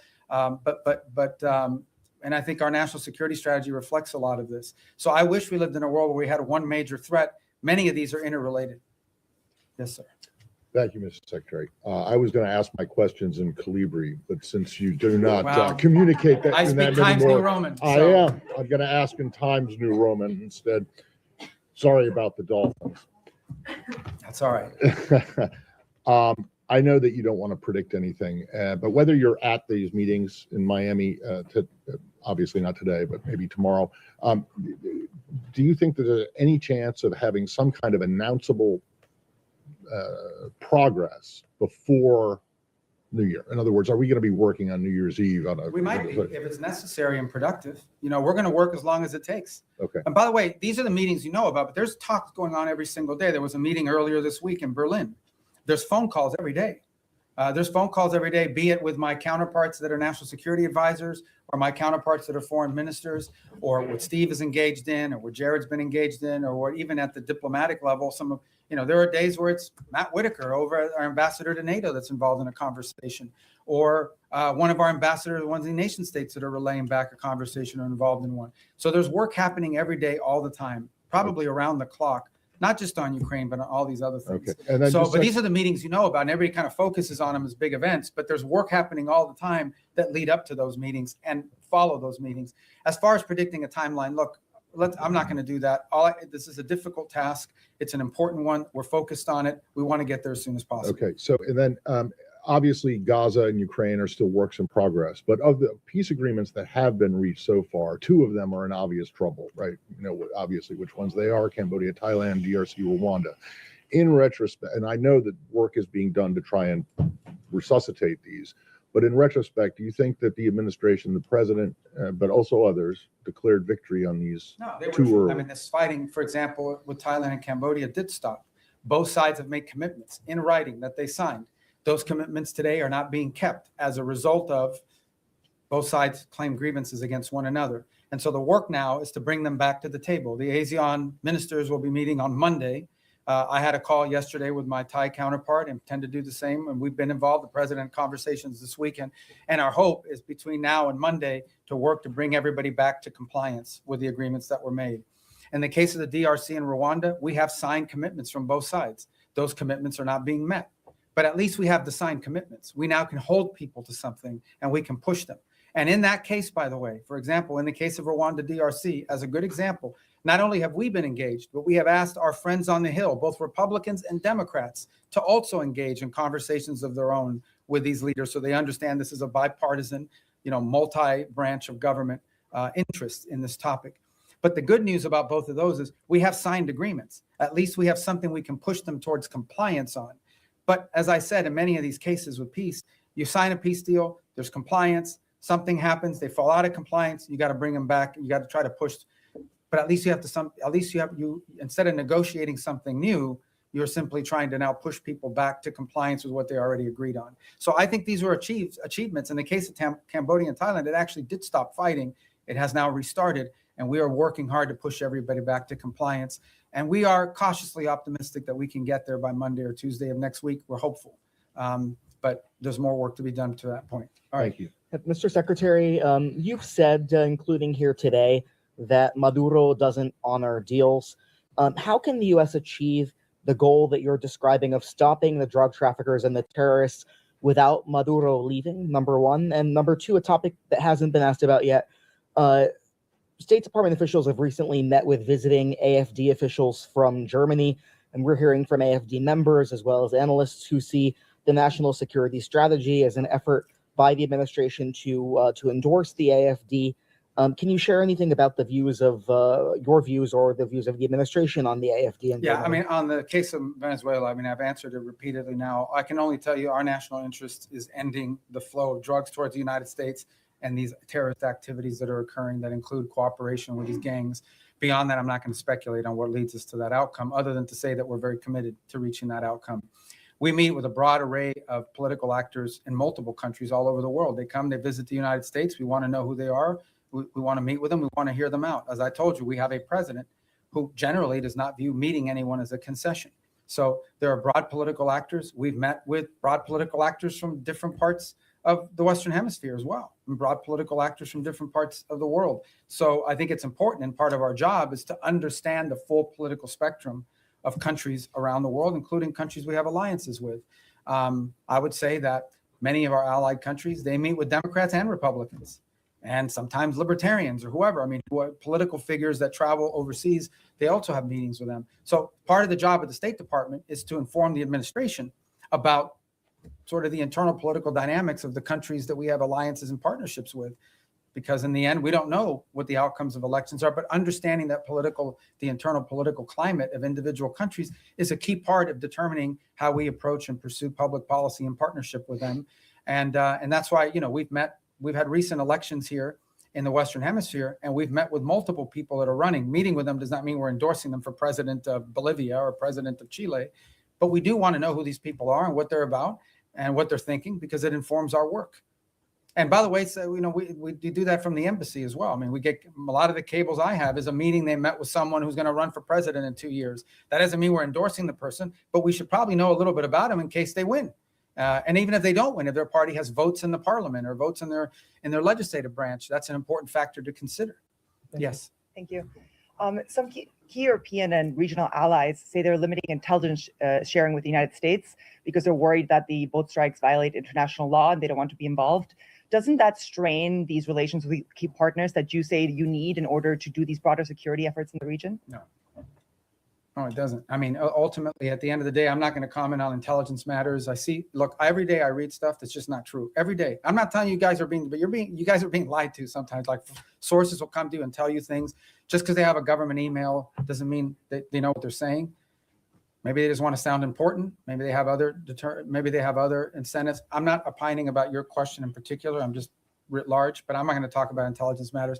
Suffice it to say that the United States, every boat strike we've conducted, okay, this is not people seeing a boat and say, okay, let the drummer get wicked and blow them up. We're not talking about that stuff.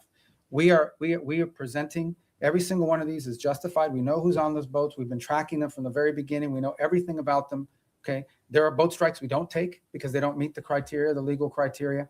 We have everything we need, and it's one of the reasons why you've seen this massive deployment in the region, is to be able to gather intelligence and paint a picture that we can justify to lawyers based on the law. So I'm very confident about that effort. It's been very successful. Thank you, sir. Back to terrorist designations. Last month, the State Department designated 4 European groups aligned with Antifa as foreign terrorist organizations. Could we see more designations like that in the works for left-wing extremist groups, and what could the I mean, if the groups involved in firebombing, if there's anybody involved in activities such as that could potentially inspire or lead to violence in the United States, we're going to designate them. So sure, if you have any we want to suggest, I will look at them. Okay, here you go. I told you we'd get to you. Go ahead. Thank you very much. Thanks for your patience. Mr. Secretary, I wanted to drill down on the way you and the administration see America's national interests, because you said that Ukraine is not on our continent, not our war. You said something in our own hemisphere is more important. So this involves both our commitment to the negotiations in Ukraine, which the president is passionately committed to, for ending the rising numbers of deaths, he says. Russian President Putin told my colleague, Keir Simmons, today at the news conference in Moscow, we do not consider ourselves responsible for the loss of life because it was not us who started this war. Does the administration, does the present the administration, believe that Putin was not the aggressor here? And if so, how can you reach an agreement between two parties when the aggressor will not acknowledge that he invaded a sovereign country? If I just may follow. So how do you reach any kind of compromise or ceasefire when Vladimir Putin repeatedly says, and you say that may not be what he really believes, but he has never said that he would make concessions publicly. And he's never said that he invaded Ukraine. He's always said that that is Russian territory. So why is that not in our national interest? When also in our hemisphere, if it's impossible to eliminate the threat of narco-terrorism as you describe it, with Maduro in charge, you've described the extent beyond narco-terrorism and drug trafficking of his threat. You've described it today as a threat to the region. Doesn't that mean there will have to be regime change? And is it in America's national interest to get involved in regime change in our hemisphere, given what's happened before? And why is Maduro this overriding? I mean, he is an overriding threat by all acknowledgement, but why is the former president of Honduras not a regional threat, who was personally involved in, hundreds of All right. tons? So let me take the second one for the first one. On the president of Honduras, I'm not involved in the pardon process, which is what that was. He's no longer in office. So that might be. He was in a U.S. prison. No, I understand, but I can't comment on our pardons process because that's not an area that I have many jobs, but that ain't one of them. So I'm not hiding from it. I'm just telling you I don't know. I can't give you an informed answer on that because I was just involved in that process.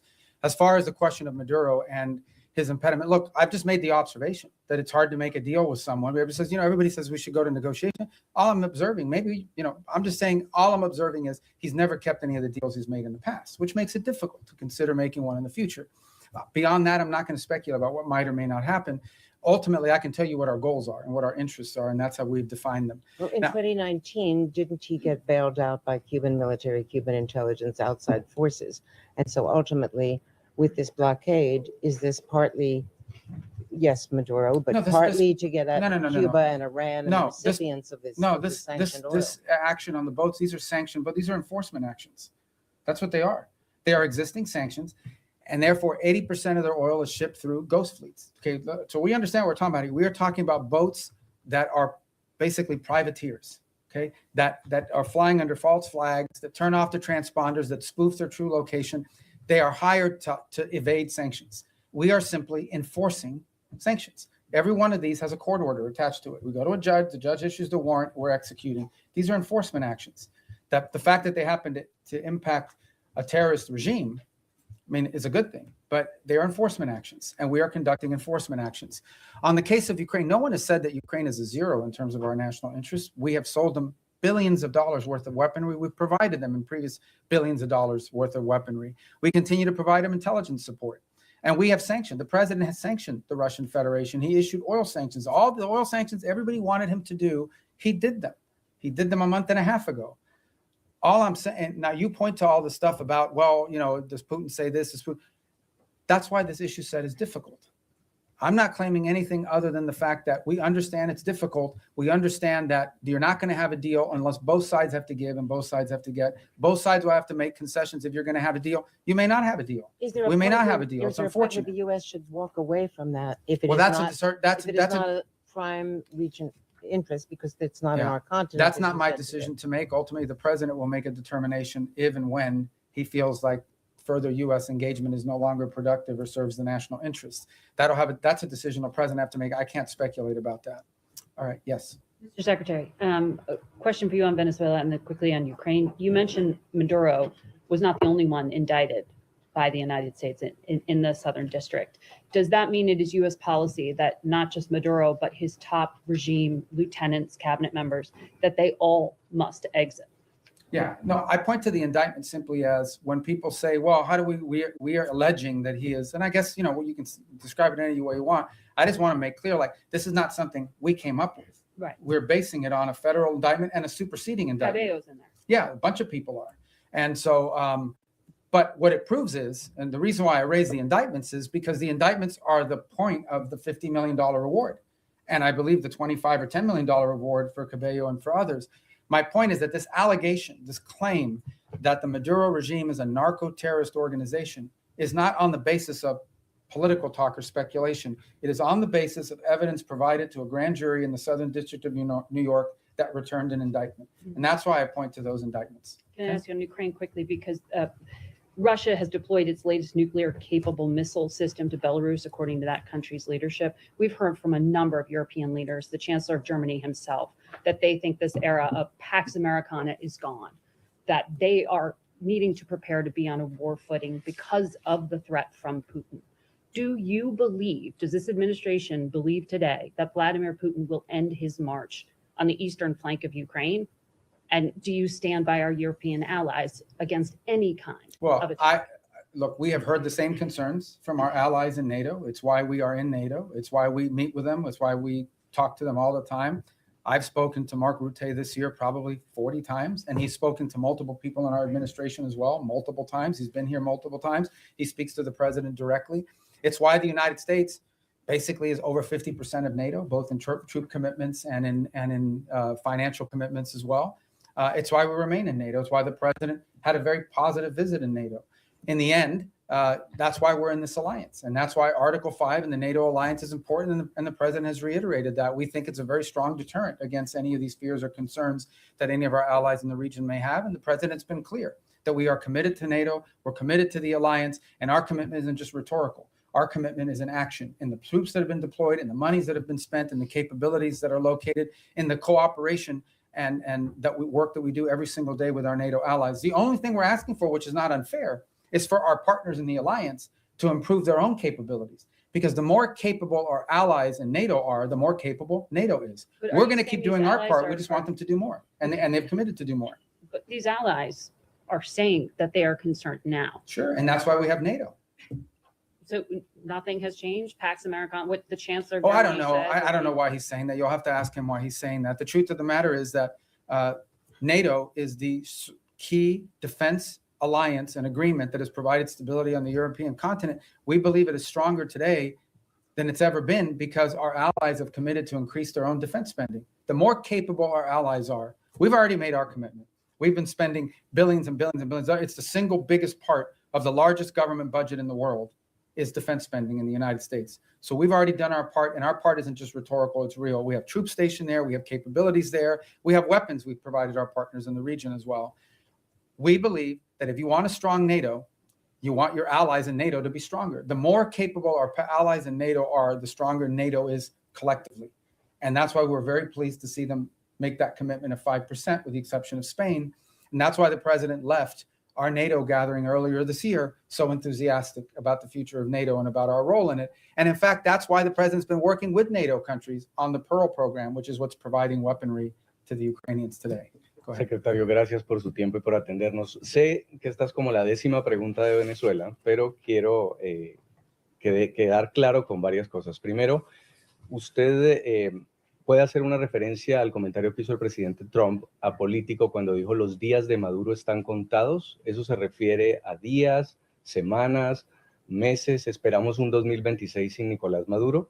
Y me gustaría también que se refiriera a la orden de escoltar esos buques petroleros que acaba de dar Maduro a su armada, esos buques sancionados que ustedes están incautando. Algunos de ellos ya fueron escoltados, no estaban en la lista de sancionados, pero ¿qué pasaría si eso fuera con un buque sancionado? Y por último, Maduro le ha pedido al ejército colombiano que se una como un solo ejército en medio de su desespero por responder a este cerco. Son 3 preguntas. En el tercero, nosotros no vemos eso como algo serio en términos de involucrar las Fuerzas Armadas de Colombia. En términos de los buques, como bien han dicho, creo que salieron 4 buques ayer, que ninguno de los 4 eran sancionados. Y no existe nada que vaya a impedir nuestra habilidad de poder enforzar las leyes de Estados Unidos en términos de los buques que son sancionados. Y en la primera pregunta yo no voy a especular sobre, tendrá que preguntarle a la Casa Blanca el comentario del presidente simplemente para decirle que sin duda pensamos que el régimen de Maduro es ilegítimo y que su cooperación con estos grupos terroristas en nuestra región, incluso sus propias actividades terroristas, son una amenaza a la seguridad nacional de Estados Unidos. The 3 points that he asked about, one had to do with the Maduro calling on the Colombian armed forces to join ranks with him, and we're not really focused on that rhetoric. We're also not concerned about, there were 4 boats yesterday that were escorted by so-called naval vessels. Those were not sanctioned boats to begin with, but there's nothing that's going to impede our ability to enforce U.S. law when it comes to sanctions. We're not concerned about that. Sanctioned boats, we have the capabilities necessary to enforce our laws. We'll have a judicial order, we'll execute on those orders, and there's nothing that will impede us from being able to do that. And on the first point, the question was something about President Trump had said that Maduro's days are numbered. I didn't hear that quote. Was that a recent quote? Esto fue reciente. El 9 de diciembre. Yeah, so ultimately, look, our observation is the same I've made here repeatedly, which is that the fundamental challenge we have here is that the Maduro regime isn't just illegitimate, they openly cooperate in terrorism against the United States. And that's a problem, and it remains a problem, and it's at the core of this. Habló con María Corina Machado, ¿tiene pensado recibirla en Washington? No está nada programado, yo creo que ella todavía está en Oslo. Pero obviamente yo he hablado con ella mucho en el pasado. Go ahead. Are you going to tell us in English? He asked about Maria Corina Machado. I believe she's still in Norway. I'm sure there'll be a meet. She'll come to the U.S. at some point, and I've obviously spoken to her many, many times over the years. Thank you, sir, for taking so much time with us today. How many visas has the State Department revoked under your leadership so far in the last year, and how many of those are student visas? I forgot the exact number or the breakdown of them. It's over 60 or 70,000 for different variety of reasons. Some are students, some are people that were not in the country, but we denied them re-entry. I can get you the exact numbers. I don't want to be misquoted because that's a rolling number, an average number. But look, this is not a punitive thing. We're going out to try to make examples of it. Our visa system, okay, who you allow to visit your country should reflect the national interest. We said that from the very beginning. It was one of the directives that we got from the president. It's one of the things he ran on. And so our visa process basically is, and there are some times we'll deny people visas because of activities they've undertaken overseas. Other times it's people that have visas but are in the United States doing things that run counter to our national interest. And the law gives us the right, and in fact, I would argue the obligation to remove people like that from our country. And we're going to continue to do it. I mean, it's as simple as that. I mean, sometimes somebody comes in and says, oh, I want to come in as a student. They're here as a student. And then once they're here, they're involved in nefarious activity. We're going to remove them from the country. But maybe they're here as a researcher. Maybe they're here as I don't want to say journalist because you guys will get upset, but it could be anything. These are visitors to the country. A visa is a visitor. It's not a right. By the way, we deny visas every day all over the world. People will go to an embassy, they'll sit for an interview, and the consular officer will deny them a visa because of something that came up in the record, because of something that came up in their interview, whatever it may be. So if you have the power to deny someone a visa before they get one, you most certainly have the power to revoke it once they get one and then do something they shouldn't be doing. So there's a variety of reasons why visas are denied, but all of them are because it implicates our national interest or national security in some way. You began the briefing by talking about your confirmation hearing, and one of the core commitments or goals you set for yourself in that hearing was to rid the State Department of anti-Semitism and what the president calls DEI ideology. When you look back at the last year, have you done that, sir? Have we done what? I'm sorry. Rid the State Department of anti-Semitism and DEI ideology. Well, look, I think there were actions that were being taken that we're very concerned about in terms of statements that were made from some missions around the world or actions that were taken. Ultimately, what the president asked for is a government based on merit, where people were being promoted up because of merit, irrespective of their background, their ethnicity, the color of their skin, the first language they spoke, where they were born. We want to promote people on the basis of merit. We have redone the whole process by which we do promotions in the career foreign service. We've redone it in a way that prioritizes the right things. There were people not being promoted in the State Department because even though they were exemplar foreign officers, their DEI score under the previous administration was too low. There were people that were because they weren't committed enough to the DEI cause. So we have very talented people that did not get promoted in the State Department because they did a great job, but they had a low DEI score. We got rid of that. That's not going to exist anymore. We are going to judge people on how good they are at the job that they do. And by the way, we're also opening to promoting people, not just based on seniority. We have some very talented, and I say junior officers, like 10 years, 15 years is considered junior around here. They're very talented. If we don't promote some of these people, we're going to lose them because there's a lot of money to be made in the private sector, and the people want to pursue in life. If people don't see upward mobility where they work, if they don't see the opportunity that by working hard and being successful, I'm going to be able to get ahead, they think they're reading roadblocks. They may leave and go work for another agency or outside of government. So we want to promote good people on the basis of merit. And I do think we have made changes. In fact, I just today approved a list of foreign service promotions for the president to submit to Congress. And it's on that new basis. So I'm really happy with that program. And look, we'll tinker with it. We'll improve it as time goes on. But we thought it was critically important that people be promoted on the basis of merit and skill and not on all these other things, and certainly not on a DEI score. Thank you. Thank you, Mr. Secretary. Yeah. Given that the Brown University and MIT shooter entered the U.S. with a diversity visa and Secretary Noem has since paused the program, is the State Department looking into considering pursuing permanent changes to the green card system, like changes to eligibility rules? Well, I haven't had a chance to talk to her. I know they suspended that program because they want this. And the reason why you suspend this program, and it's not because you argue everybody who came in under that visa is a bad person and is going to shoot a place up. It's because you want to determine whether there's something in the vetting of that program that's insufficient. Is there a systemic problem in how those decisions are made that needs to be addressed? So I think it's wise to suspend a program until you understand whether there's a deficiency in the program. So you just had a guy that came in through a certain route. You suspend the program to figure out whether something that came up in the interview process should have been a red flag but wasn't identified, so you can fix that before you restart the program. So I would imagine that's the process we're going to go through as well. Okay. Yes, sir. Thanks, Mr. Secretary. Thanks for all your time here today. An issue I believe is close to your heart, Cuba. Is it the policy of the United States to seek regime change in Havana? And should we see the developments that are going on right now with Venezuela, the U.S. policies, as part of an effort to bring down the communist government? Yeah, and if I may briefly, do you stand by your statement earlier this year that nobody has died from U.S. aid cuts? On your first point, I think it's not just a policy of this administration. I think every administration would love to see a different type of situation in Cuba. Cuba's a disaster. It's a disaster. It's not just because they're Marxists and because they're terrorists. They're incompetent. These are incompetent people, and they've destroyed that country. On the second point, I'm very proud of the changes we've made in foreign aid. Just yesterday, the day before, I think before the end of this year, going to enter into over 50 compacts, health compacts with different countries around the world. Understand the way this used to work. We used to go to a country and say, we're going to give you a bunch of money for your healthcare programs. And then we would go out and hire some NGO in Northern Virginia or whatever. They would take their 60% cut off the top for administrative aid. They would take another 20%. Before you knew it, just a portion of that money was even reaching these countries. In many cases, many of those countries, it is true. I heard somebody whisper that's not true. It is true. And many of these countries, the governments didn't even know how much money was being spent. We are now entering into government-to-government compacts with these governments. And the compacts are the following. Not only are they provided assistance, but they are being provided a plan to build up their own self-sustainment and their own abilities internally. So that in the long term, these countries need less aid because they can now do it for themselves. Some countries may take 5 years, some countries may take longer, but we're very proud of that. And the countries are very excited about that. I'm also very excited about humanitarian aid. It's interesting. You guys didn't pay a lot of attention to this, but this happened. In Jamaica, got hit by this hurricane. And I saw some articles, this is going to be a disaster. The U.S. humanitarian response is not going to be good.